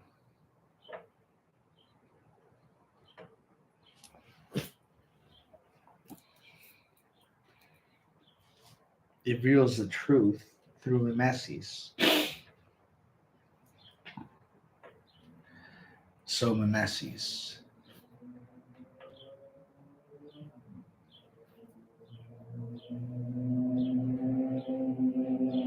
Indirect political control.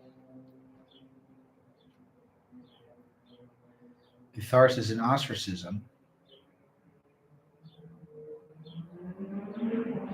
Mechanism, physical expulsion.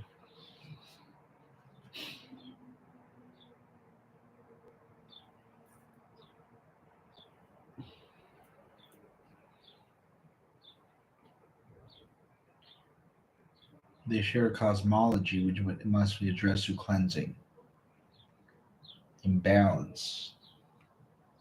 So both show an imbalance.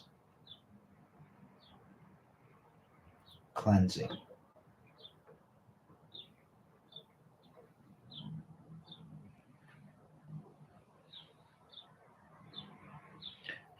But you either have cleansing through seeing and feeling,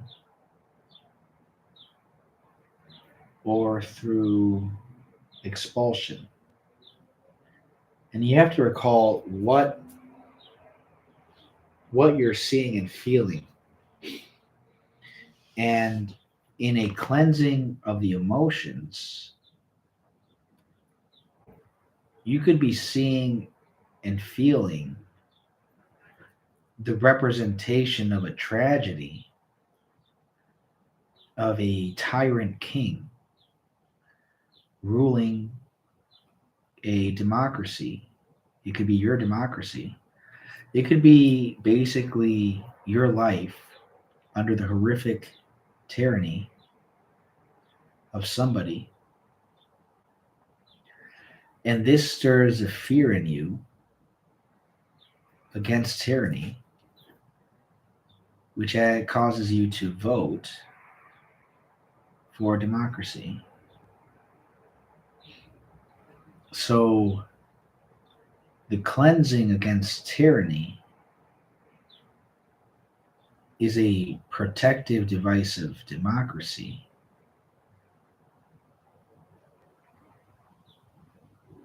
So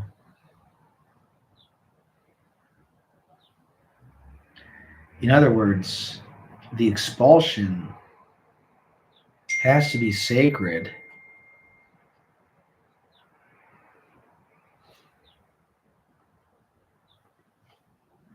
in order to override a king's authority. So it's almost by practical necessity that the divine is interceded, not from actual intercedence. Excuse me. So,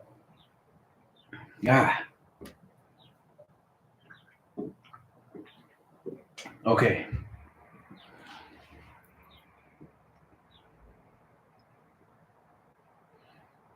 So, expulsion is only divine because it needs to hearken to an authority higher than kings to expel tyrants. It's a self-regulating procedure of democracy, which it might even openly admit to being, but this is a bias against tyranny, not in principle. Well, yes, but what is being protected is the historical experience, not the possibility. Now, tyranny obviously is perverted monarchy, but I mean, even evil rule can be good. Quick decisions, no fear of feedback, etc. Agile.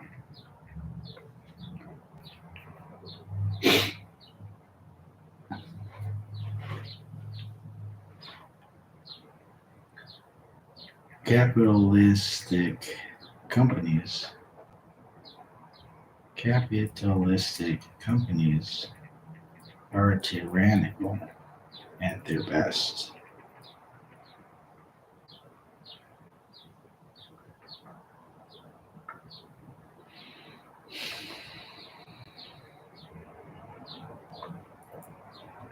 In other words,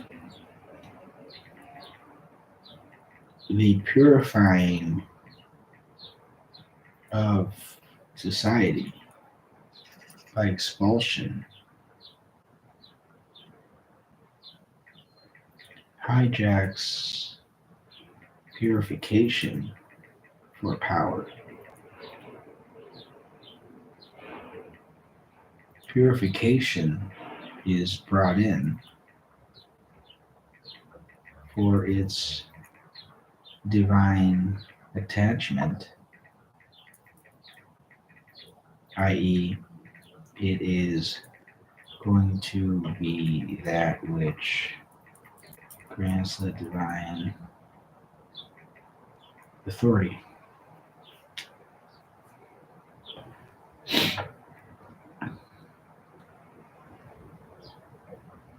I.e., it's the process of the divine, i.e., good. But the fact that purification is linked to divine is a magical connection.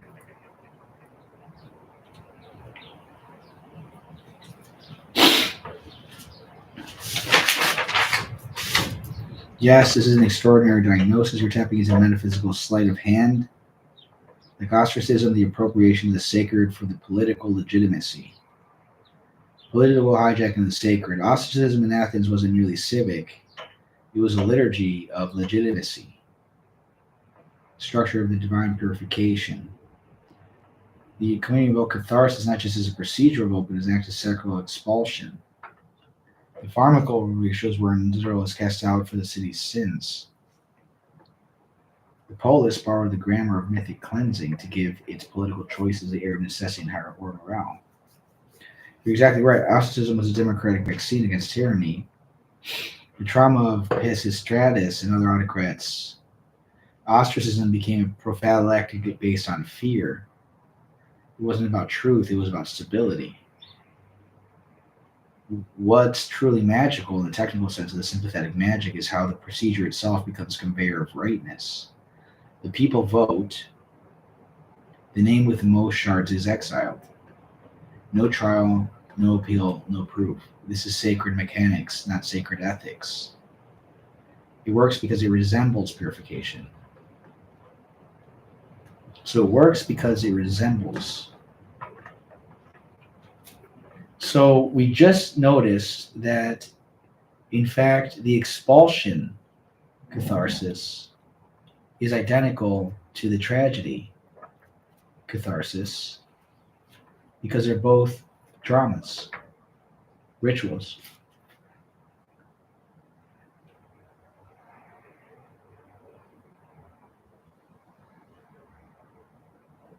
One of them makes life a tragedy, and thus the spectators don't realize what's happening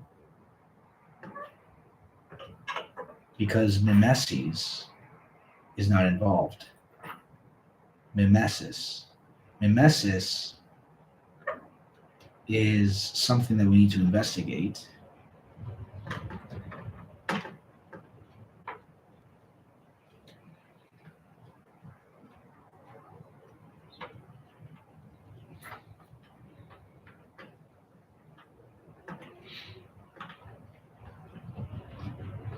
Whereas in tragedy, it's a pretend, it's a representation. Mimesis is involved. So the degree of separation introduced by mimesis allows for viewing and thus internal catharsis. So in reality,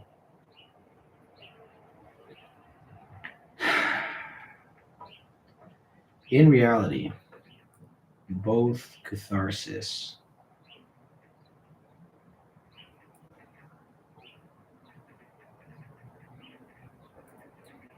are the same.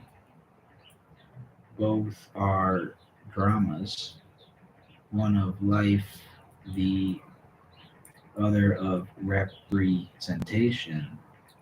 Thus, it's representation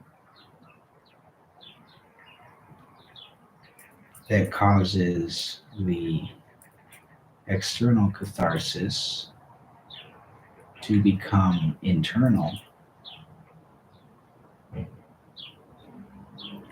but it's the internal catharsis, the drama, that contextualizes or that is the second, i.e., the second is a drama,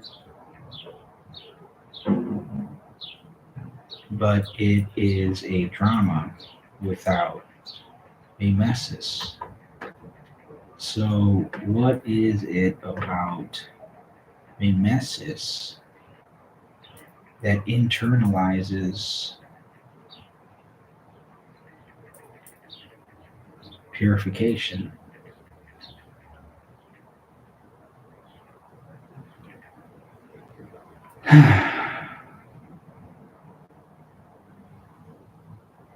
Both are equally real.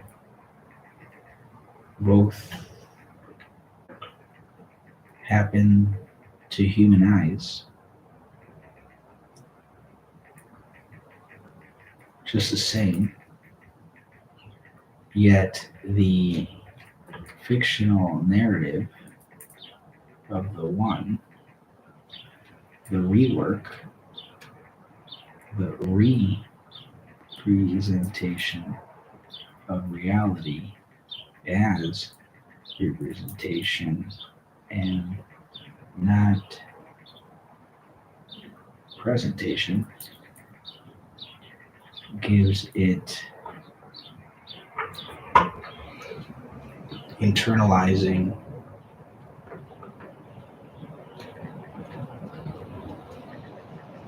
purification, but this view itself is riddled with magic, because what connects the to what connects representation to the purification? What is it about drama, liturgy, ritual that purifies, unless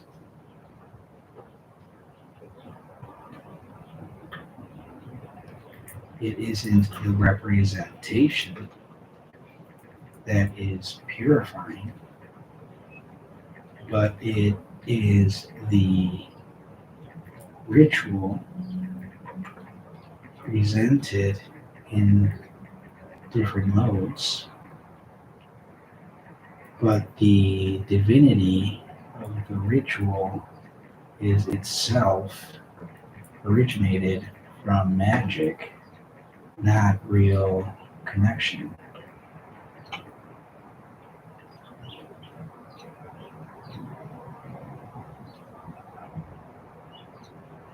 This is a profound metaphysical recognition, and yes, it threads to see one of the most foundational assumptions of politics, that mimesis purifies. So the views is that mimesis purifies.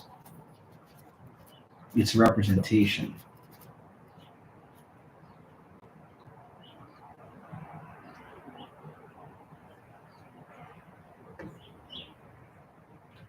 Both are dramas. Ostracism is social drama, performed as if it was not. So social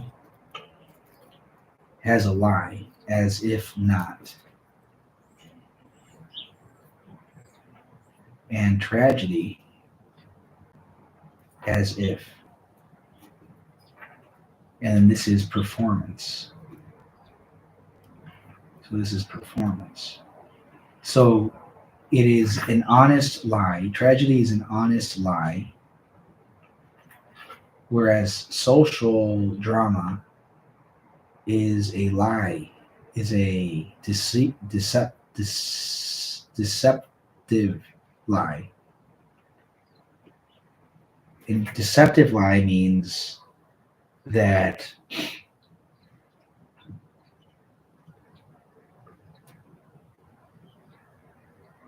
it's a performance of a performance.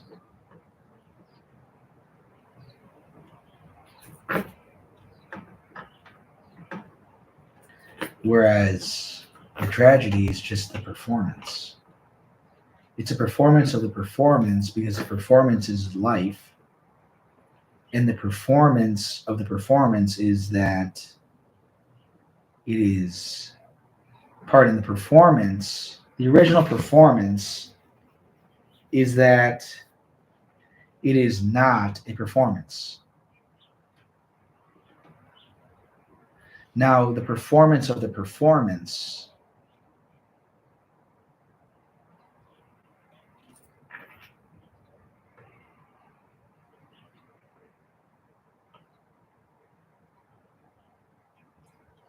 so the performance of the ritual, the initial performance, is not a resemblance. It's the actual carrying out of the ritual is a performance.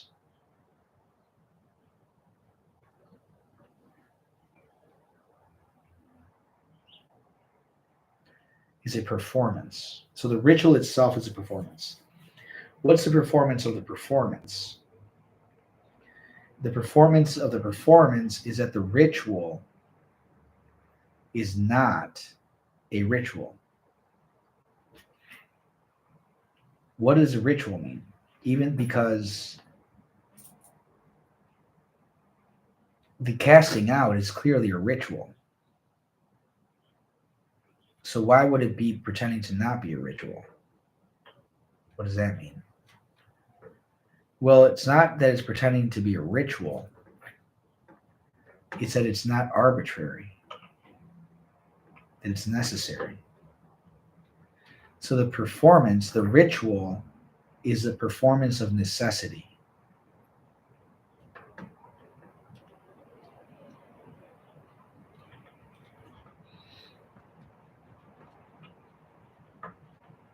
But the necessity is not actual necessary. So it's a performance of the performance, because the performance of necessity itself is a performance. What does that mean? That the performance of necessity is a performance. In other words, the narrative that what's being performed is necessity is a performance.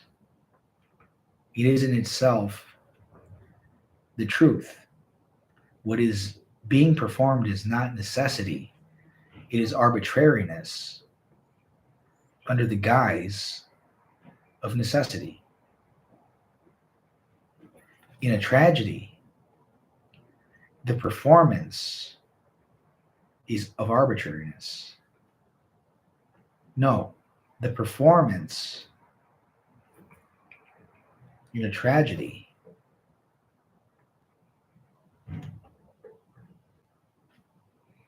is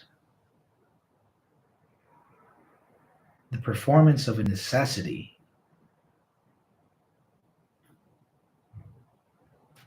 just like a ritual. But the performance of a necessity, there's no performance in stating that the necessity is arbitrary. In other words, in a tragedy, the necessity of tragedy is arbitrary.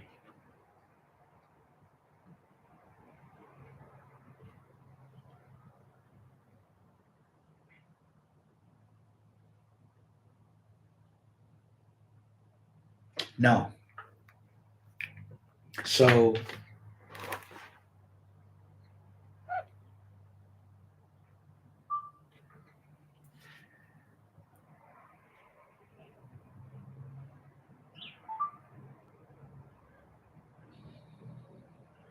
in a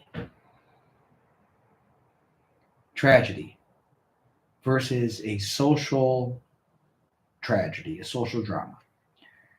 In the social drama, you have a deceptive lie, whereas in a tragedy, you have an honest lie. What I'm calling a lie is a performance.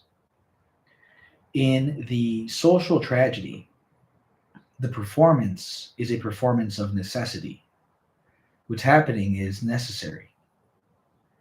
But in a social tragedy, it's a deceptive lie. It's a performance of a performance, where performance means lie. Because the performance, the lie, is that it is necessary, that it is not arbitrary. The performance of the performance is that the lie is that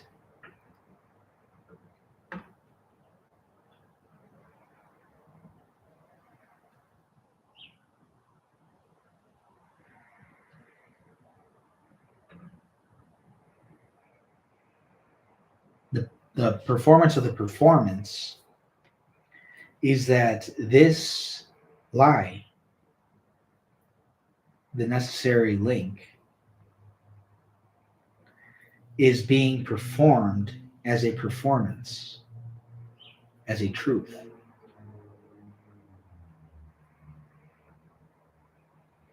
In other words, the performance the lie, that the link is necessary,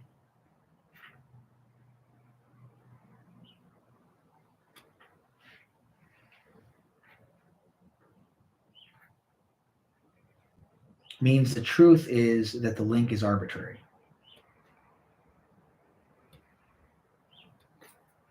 Now, the truth is also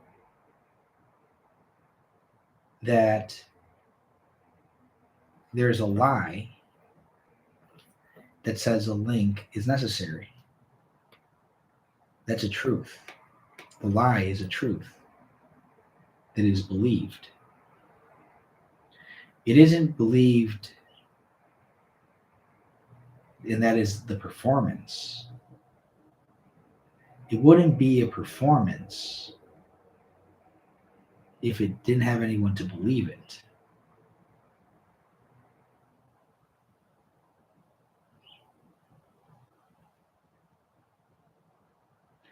So the link is necessary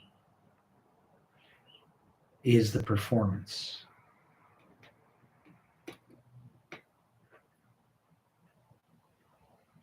Now this is being played, this lie, this performance is being played as if it were not a performance. In other words, this lie, this performance, is performed as if it were real.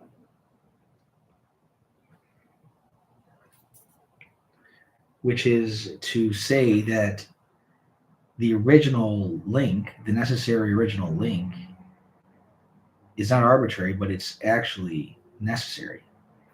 But in reality, we're saying that the original link was arbitrary, that it was a performance, and that there's a secondary performance, which is that it's not a lie, that it's not a performance. With the drama, the tragedy, it is also representing a performance of a necessary link.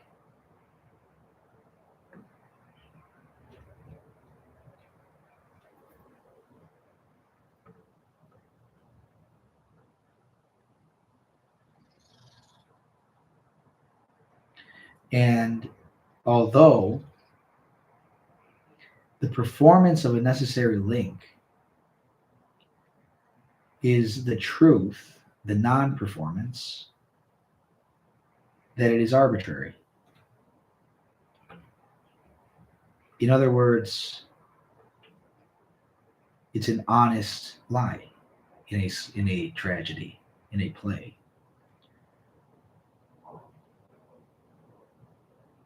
What makes it honest is that the link is arbitrary.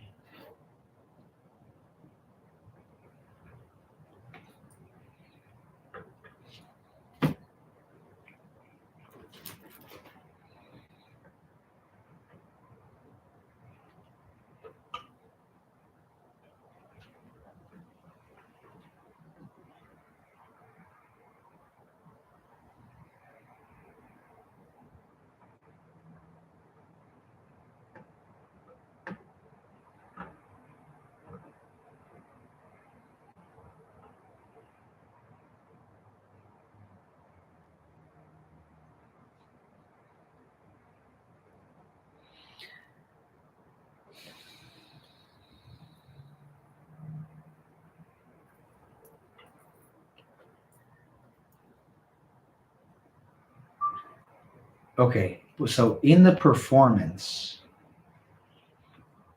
of the lie, what is the link? In the performance of the lie, the link, the necessary link, is not that the original link is necessary. In other words, in a social drama, we have the performance of a lie.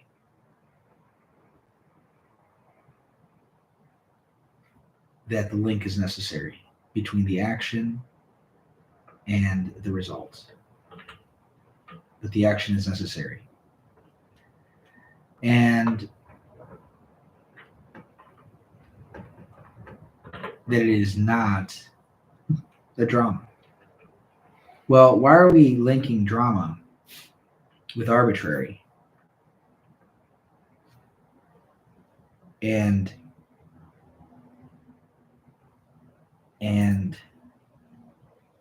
necessary? Okay, so with lie, necessary with truth, with reality, we're linking drama with representation, mimesis, and lying. But the truth, the drama can be a truth. So drama means performance.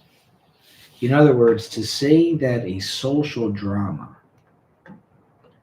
is a performance means that the actors are acting inauthentically. They're adhering to roles.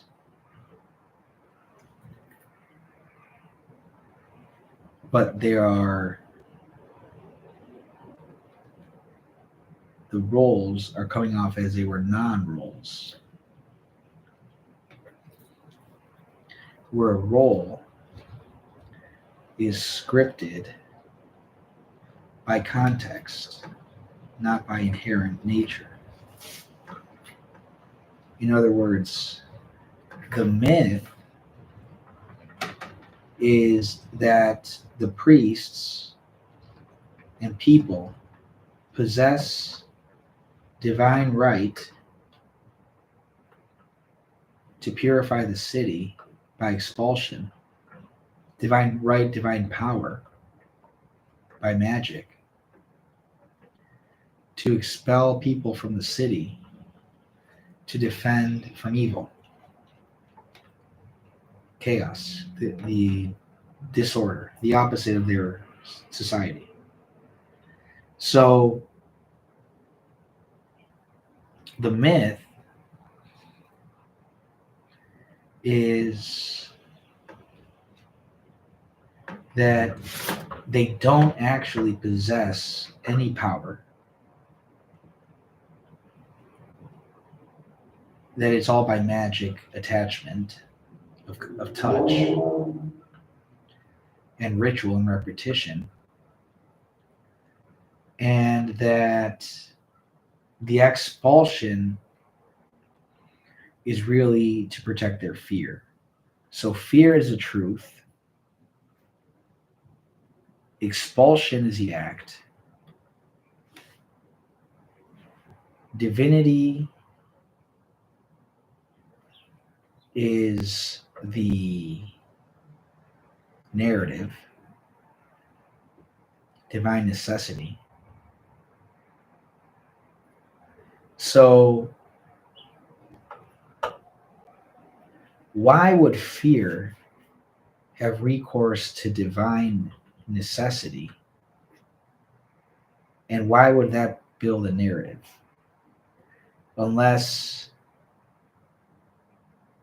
a narrative was always necessary, even if it was fear, and fear would have been the narrative, or another narrative would have been the narrative. So there's always a narrative. So if there's always a narrative, then you can rewrite your narrative. You don't have to do your immediate reaction. So if they were afraid, but they were afraid due to a context, a history. So their fear is remembered, is from memory. It's represented through mimesis. So they have a represented image of fear that creates a constitution that Aristotle writes that is to defend against the fear. But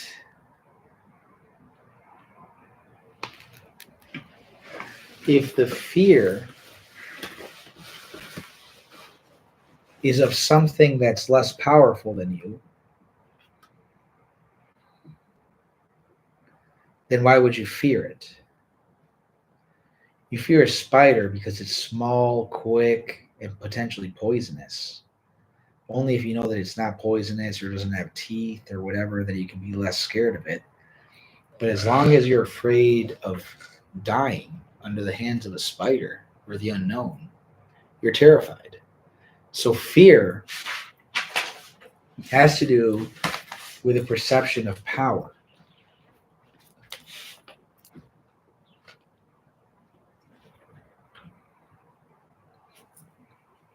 So fear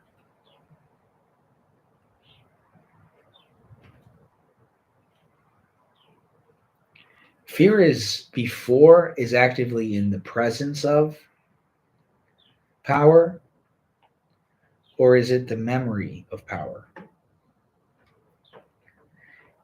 If you see a spider next to you,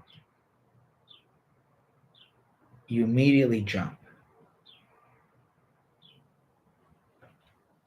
because you saw something crawling towards you that you didn't know what it was, a living thing.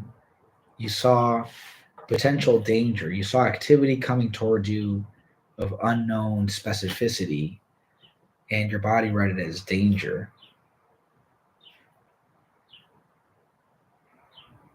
So fear is of danger. In other words, you were exposed vulnerably, exposure, vulnerability.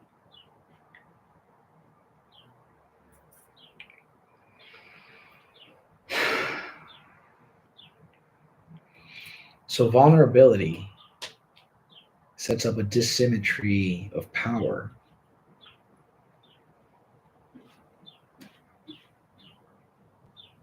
This dissymmetry is immediately felt as vulnerability. So fear is vulnerability, and it can be immediate.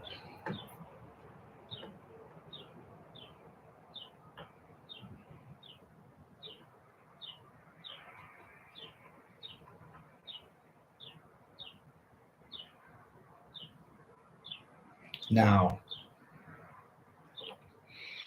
you have this immediate experience of fear, and you later wake up the next morning and you realize, hey,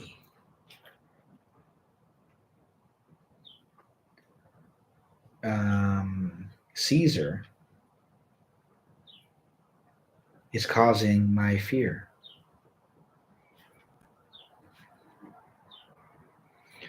And so you say, let's write a constitution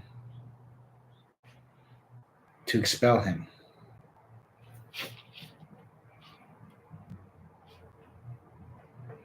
And if that's not going to work, then after the war happened and he died and peace was established and finally they all came together, they said, let's prevent that from happening again and write a constitution. So one way or another, they're either going to actually stop a Caesar or prevent a Caesar.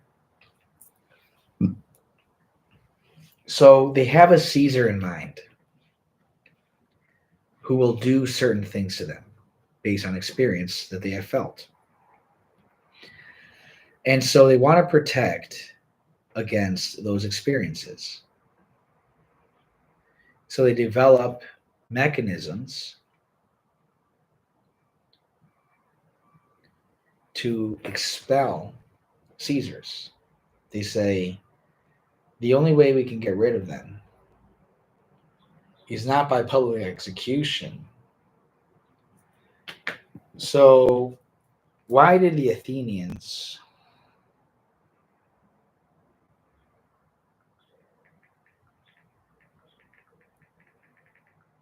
not kill the ostracized? That would be better against fear.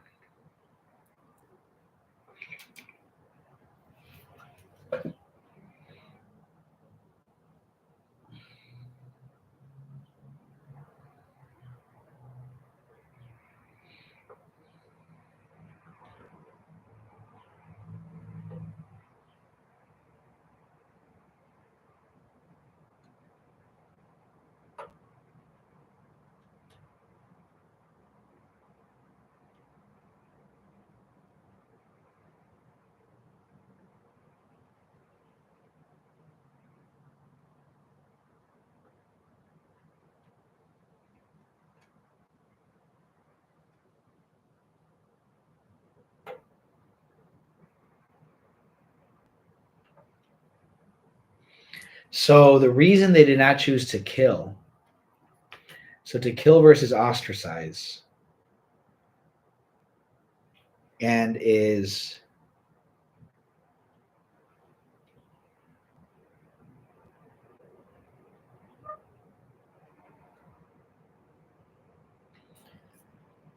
so bloodless ritual, so no guilt.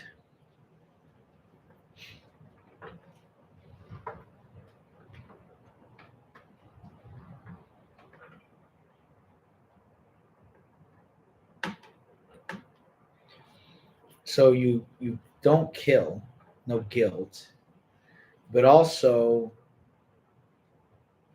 no martyr.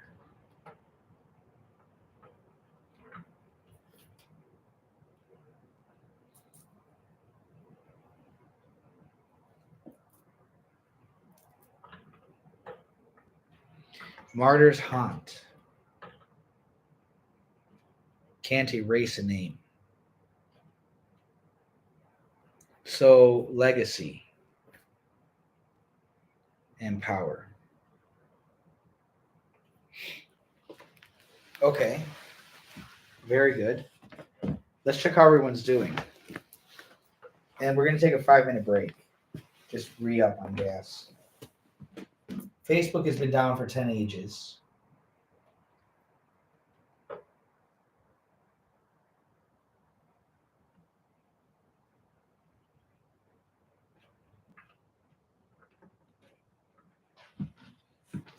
I have a doctor's appointment. Call has expired. Yeah, I didn't have a doctor's appointment. Broadcast failed.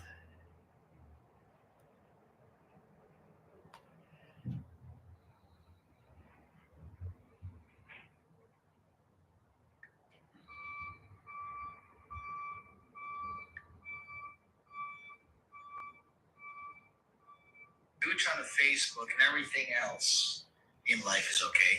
22 minutes. So how long have we stopped? I need to do 11 minutes. It'll be no. Okay, good to know. So forever, since I was eating pizza. So we're missing a lot on Facebook.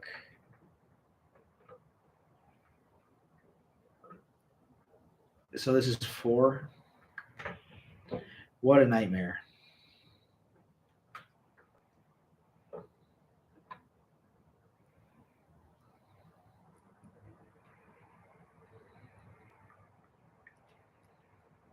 Done.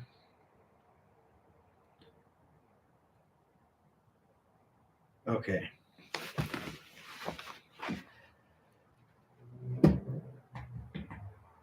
All right. So how is everyone else doing? I do need to take 5 minutes. Maybe we shouldn't have started that. We're at 3 hours already. All right. We have how much left? We're doing 12 hours. So we have 9 hours left. So go get a snack or something.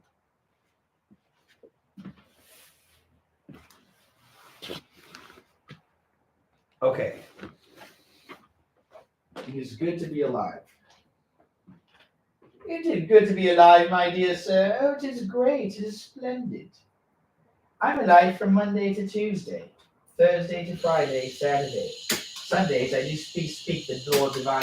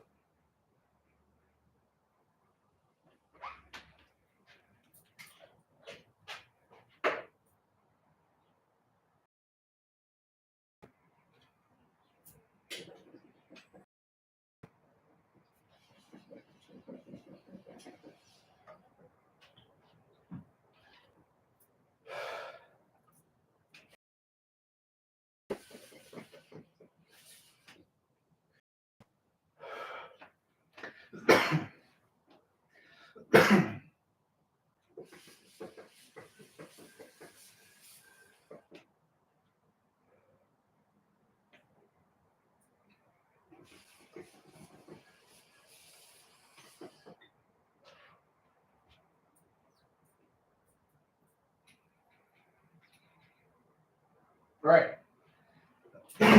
We're back. That was literally 2 minutes. So, erase a name, no martyr, no guilt. So,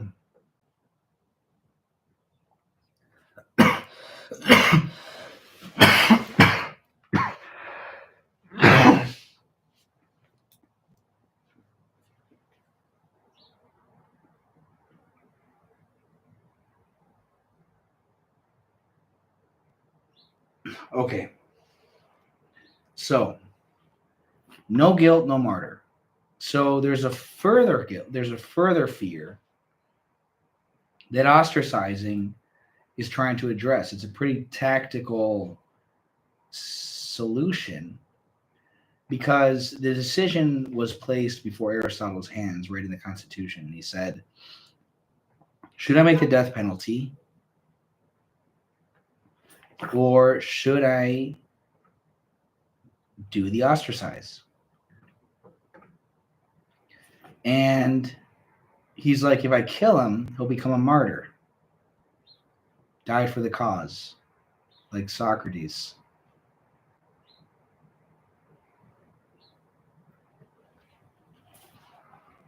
If I ostracize him, he'll be forgotten. So the fear isn't one of pure tyranny, where tyranny implies no fellowship. The real fear is rebellion, demagogic rebellion that leads to tyranny. So it isn't tyranny itself, it's the fellowship of tyranny, the fellowship that led to tyranny. Let's put that into ChatGPT. So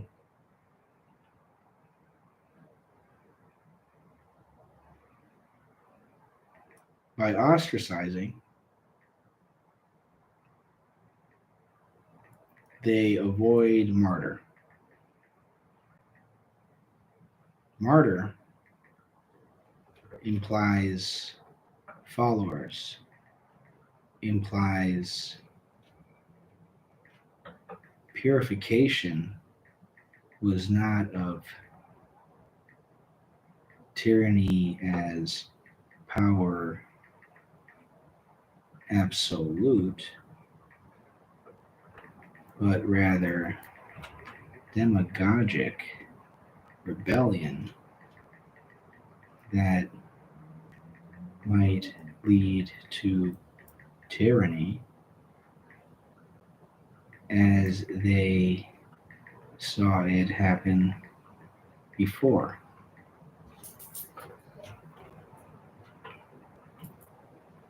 If you kill a demagogue, you have to deal with followers. But if you kill a tyrant, you solve the problem. Aristotle was trying to stop rebellion, which is what tyranny does. Just different means.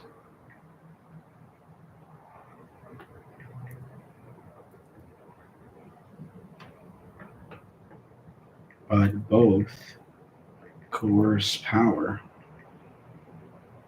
arbitrarily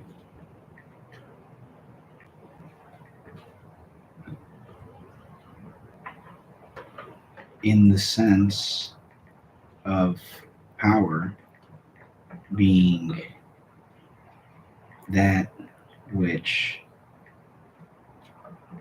routes its other.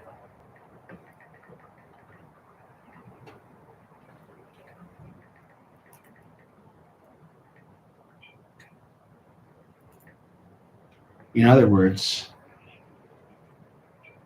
i.e.,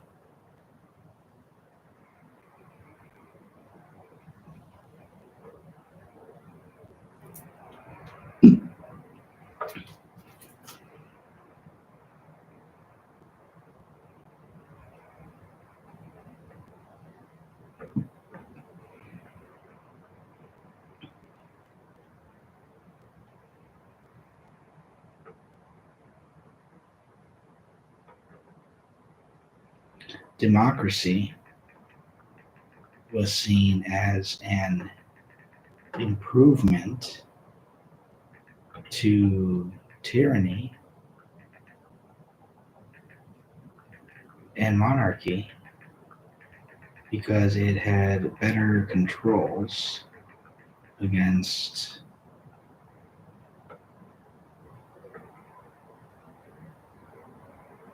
not tyranny, single rule,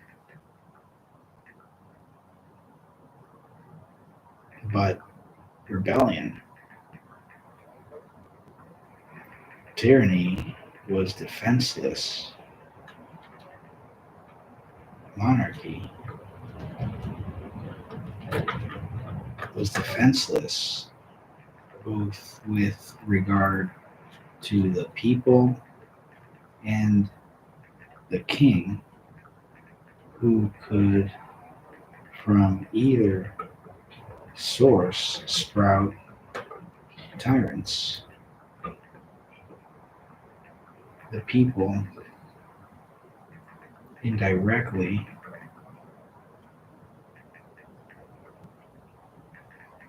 through demagogues.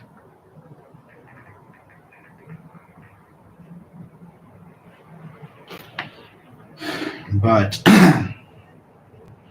democracy, as actually lived, created oligarchs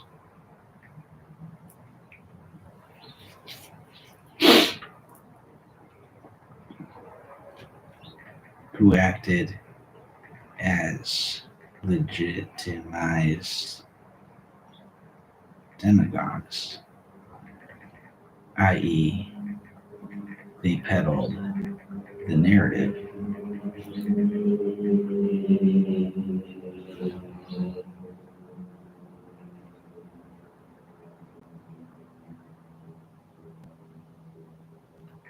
Thus, ostracism isn't a way to enforce a narrative. It is a self-enforcing narrative as written in democracy.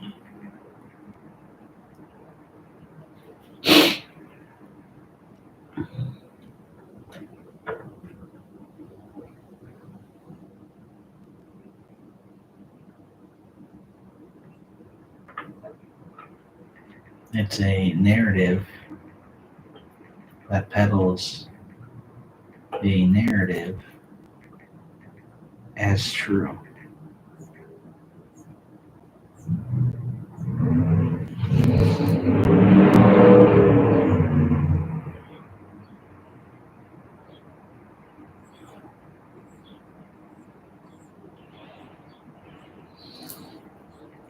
Tragedy is the only way to purify the polis because it creates the narrative, because it peddles the narratives that enforce the government eventually. But then is tragedy not in culture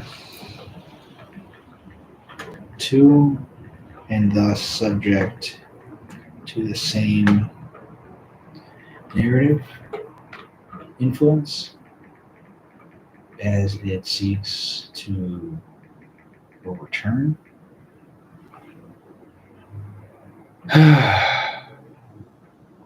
Or is it because it's aware? But then, what good is awareness unless it opens the possibility to write a new narrative? We'll just put that in. So,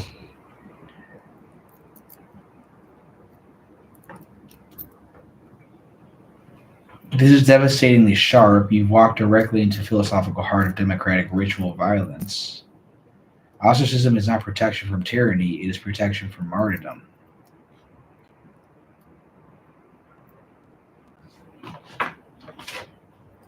Ostracism as preemptive anti-martyrdom. He said it best: if you kill a demagogue, you have to deal with followers, but if you kill a tyrant, you solve the problem. It's prophylactic myth management. So ostracism as prophylactic myth management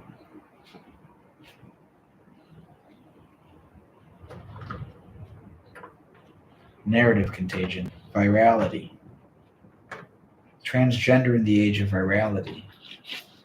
We have to understand transgender in the age of virality. Transgender as virus, but is that a bad thing? Is virality bad? By the way, what is a virus? I'm a biochemistry major by education. Let's see how Facebook is doing. It's been a B.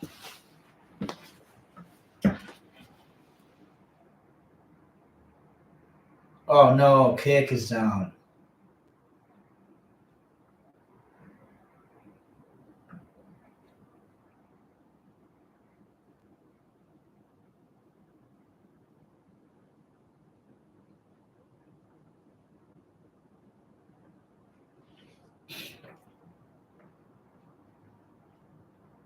It ain't one thing, it's another thing. Okay, now we're back up. We're back up on Twitch, on Kick. Okay. One sec.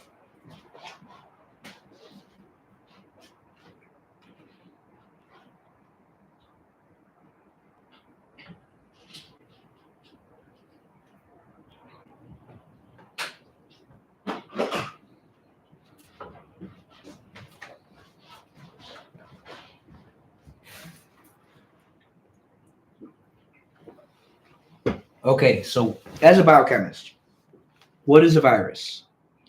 A virus is protein encapsulated DNA. What is protein encapsulated DNA? Protein encapsulated DNA is the most efficient, it's a technology of nature, and it is the most beautiful and exquisite technology of nature because it is the most compact and efficient way to transport DNA, actually. It's a kind of car. It's a viral. A viral is a car. What kind of car you drive, bro? I drive a Cell. Oh, you drive a Cell?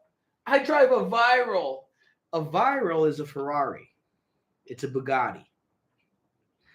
Viral is a Bugatti. Why is it a Bugatti? That bitch is fast. Shit can go fucking fast as shit. Like a motherfucker. You thought you was fast? You thought you was fast? Nah. Gone. All right. So it's viral. It's a Bugatti. A virus is a Bugatti. It is literally biologically the quickest way to transmit DNA. How does it happen? Well, a virus isn't just any DNA. And it doesn't even have to be DNA. I think it could even be just RNA. But in any case, it is a strand of code that within the code, all it contains is the information to replicate itself. And in that self is a shell. So in other words, repeat me, and me is the code, not just me.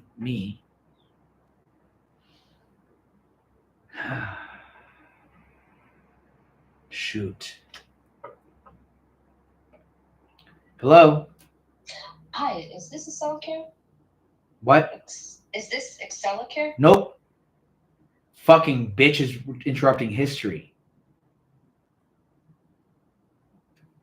Excelicare. What the fuck? Let's chill out. I should get better sleep. Is it still working? Good. Oh shit, did we fuck it up? We just killed 30 minutes of... Did I just kill 30 minutes of text? Oh shit. Shit. No. Oh my god, my heart's killing me. Fuck, you know how hard it is to get text from audio?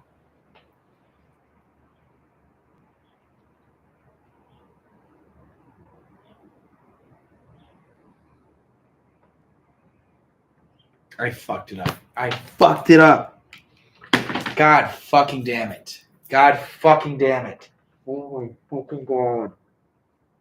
Oh. Please. Oh my god.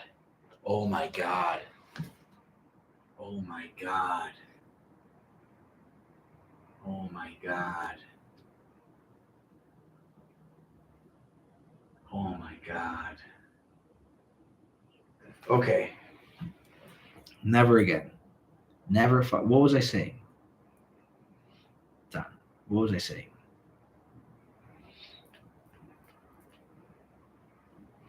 Oh yeah. So, a virus, DNA plus code plus protein code. That's all it is. Now, how does a virus actually work? Great question. A virus works because this protein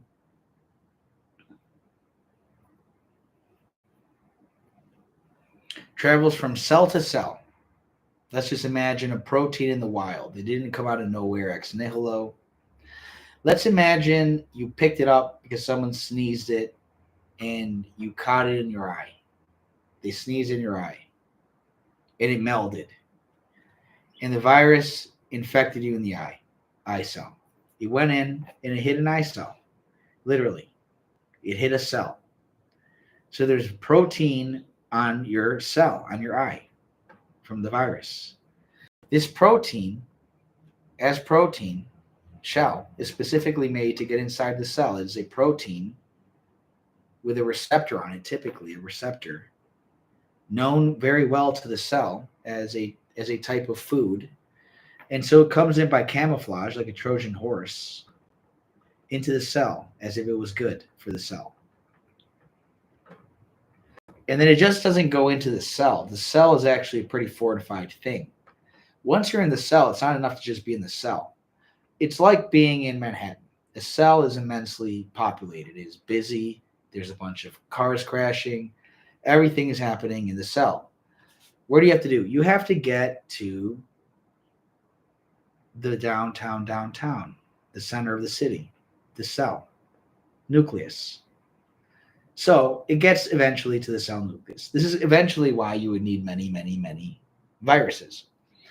In any case, so you can imagine, by the way, how small a DNA is. By the way, like a DNA is part of a cell. It's the very inside of the cell. So it's not even the size of a whole cell. And it's not even the entire DNA of a whole cell, because the DNA of a whole cell is a DNA for a whole cell. Imagine just being the DNA for just a tiny bit of protein. So you're immensely tiny compared to a cell. And imagine how many of those fit in a snot. Even if it's a tiny speck that hits your eye, millions of cells hitting a single cell. So maybe not millions, but thousands. Many viruses hitting just protein, DNA strands. You're talking about literally the size of almost nucleons, neutrons, not neutrons, nucleotides, like a series of just a few molecules, not that big. Obviously, you might actually get millions or billions of viruses in a single, well, let's say how many in a single cell. Let's just say 1 million in a cell is not maybe that too much of a number. So you have this host of army infiltrating your cell, each of them being accepted as food. Some of them making it, some of them not, some of them evaporating. Those that make it, they're kind of like sperm. They make it to the cell. And in fact, they don't even have to make it to the nucleus. They just have to be found. They have to get to the right spot in the cell, which could be anywhere, where an mRNA is, a replicator of DNA is. And as they have the proteins to attract mRNA, it quickly binds. By the way, the protein dissolves on the way into the cell, and then you just have a strand of DNA that is sitting there asking and begging to be transcripted and replicated. There's a natural adhesence and an elective affinity. And so you have the RNA, as the second the DNA enters the cell, starts to get replicated. It enters a machine. And it's replicating tiny strands, so it happens quite often that once you get 2, then you get many. And so obviously, these start replicating in the cell. They eventually find their way out of the cell. And there you have it. A virus lived to enter a cell, replicate, exit the cell by the same means, and do the exact same thing in another cell. It is existence in the most abbreviated, abstract form possible. the simplest form. It is debated whether or not a virus is life because it behaves so mechanistically, and yet it has all the characteristics and traits of reproduction and the aims of reproducing itself. So is reproduction then a quality of life? And if so, then viruses need to enter. But viruses are just protein and DNA, code. That's it, code. Is code life? Then is the digital world life? Dude, slow the fuck down. Code in the world is not code in digital. Okay, no, it's not. No, it's not. No, it's not. No, it's not. You just have GTCA, the 4 nucleotides that compose DNA, and you have 010101. There's no analogy between the two, right? Right? One's more complex than the other, and the other one uses letters, bro. Don't you know what letters are? Have you looked at what a letter is? Holy shit, where's the battery? Yeah, it's using letters and it's using 4. It might as well be 4 numbers. Let's just start with that. And if there's 4 versus 2, what's the big deal? It's a little bit more complex, but is not 2 still derivative from, 4 derivative from 2, which are derivative from 1? So the same logic is at play. It's just more complex because there's more numbers. So let's not get too crazy with the difference between the code of digital and the code of life. There's obviously at least an allegorical, or not allegorical, analogical similarity. In any case, we have virality. And ostracism is to prevent virality. Now, what is virality in this case? The spread of message. Why would it be using virus? Because viruses don't just have any sort of quality of reproduction. It isn't just spreadability. Spreadability in itself is not descriptive enough, is what the word virality is saying. Because you need to describe spreadability itself. Virality is describing spreadability, but it's helping out spreadability because spreadability is lacking a certain oomph to it. What's the oomph spreadability is lacking? The oomph spreadability is lacking is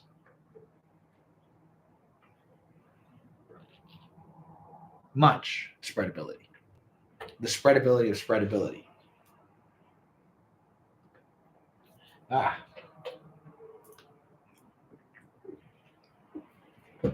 So virality means it's not going to just be spread to the same people. That's kind of the stasis of spreadability. It's like, yeah, I'm spreading over the same area. No, bro, spreading is over new area. Spreading. That. So the help that we're giving spreading by the word virality is the spreadability of spread. Let's just say the spreadability of spread. The spreadability of spread is that it goes to new targets, new objects. That it's not that in a martyr, in a demagogue, where you're trying to stop, in a demagogue, what you're trying to stop is not that the followers that are adhered no longer follow him or her or it or they, but rather that no new followers come about by the death by the action. So you want to avoid the spread, the contagion, the growth. So let's say virality is growth.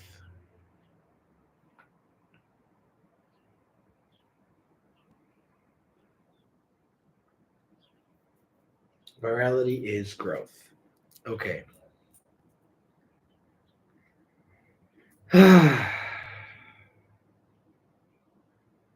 You want to stop the growth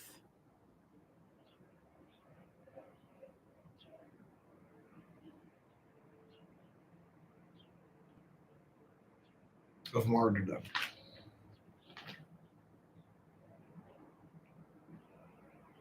The martyrdom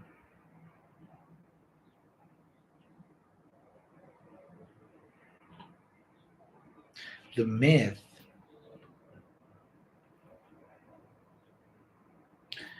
prophylactic myth management. Is a demagogue the myth?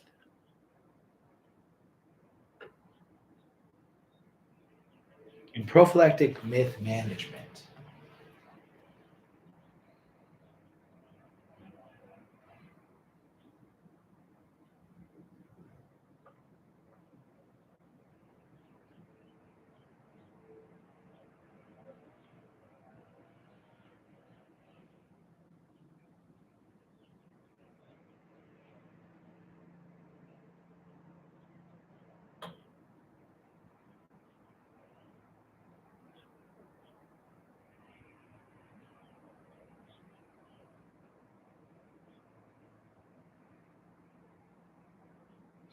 in prophylactic myth management, excuse me. What the fuck is a myth? We have to ask ChatGPT for clarification because I'm doing all the legwork here.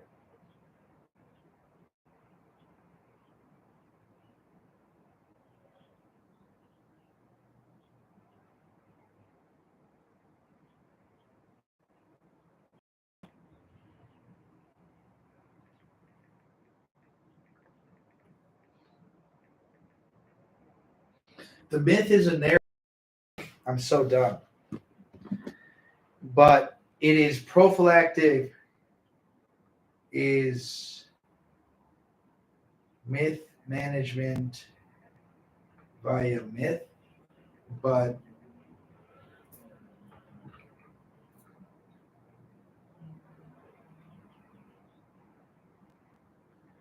why does myth get mediated by reality? Why does myth get mediated by reality? Why all this pretending?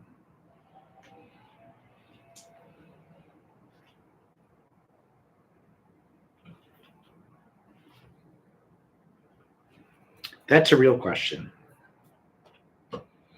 So you have this prophylactic myth management by another myth. Myth versus myth. It sounds like we're playing fucking marbles. My marble is bigger than your marble. Is life just a game of fucking marbles? God damn it.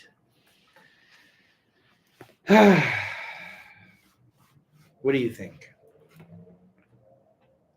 Put your answers in the chat. So, what would motivate the game in the first place of marbles? If life is a game of marbles, why are we engaged in a game? And who set the rules? And who are the opponents? Let's see. The game of myths, narratives. Well, everyone has their own narrative. Everyone comes with their marbles. If you have marbles, what else are you going to do other than play marbles? So everyone has marbles. But then why would you play marbles just because you have marbles. What about marbality implies gameality? Gameality. So there's something about marbality, which is also mythality, narrativality. There's something about narrativality, mythality, marbality that implies gameality. Gameality. Voice thing keeps saying I say gayality. Maybe they're gay. Who cares? Gay as in happy. Why are homosexuals happy? Is that stereotyping?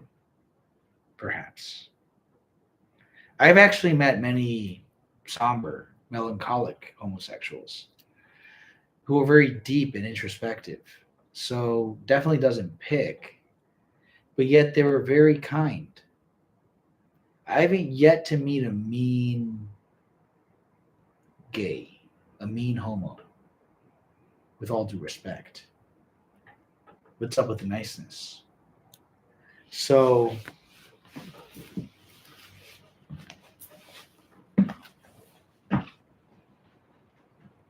Facebook is all over the fucking place. Who even cares about Facebook at this point? We are so beyond Facebook.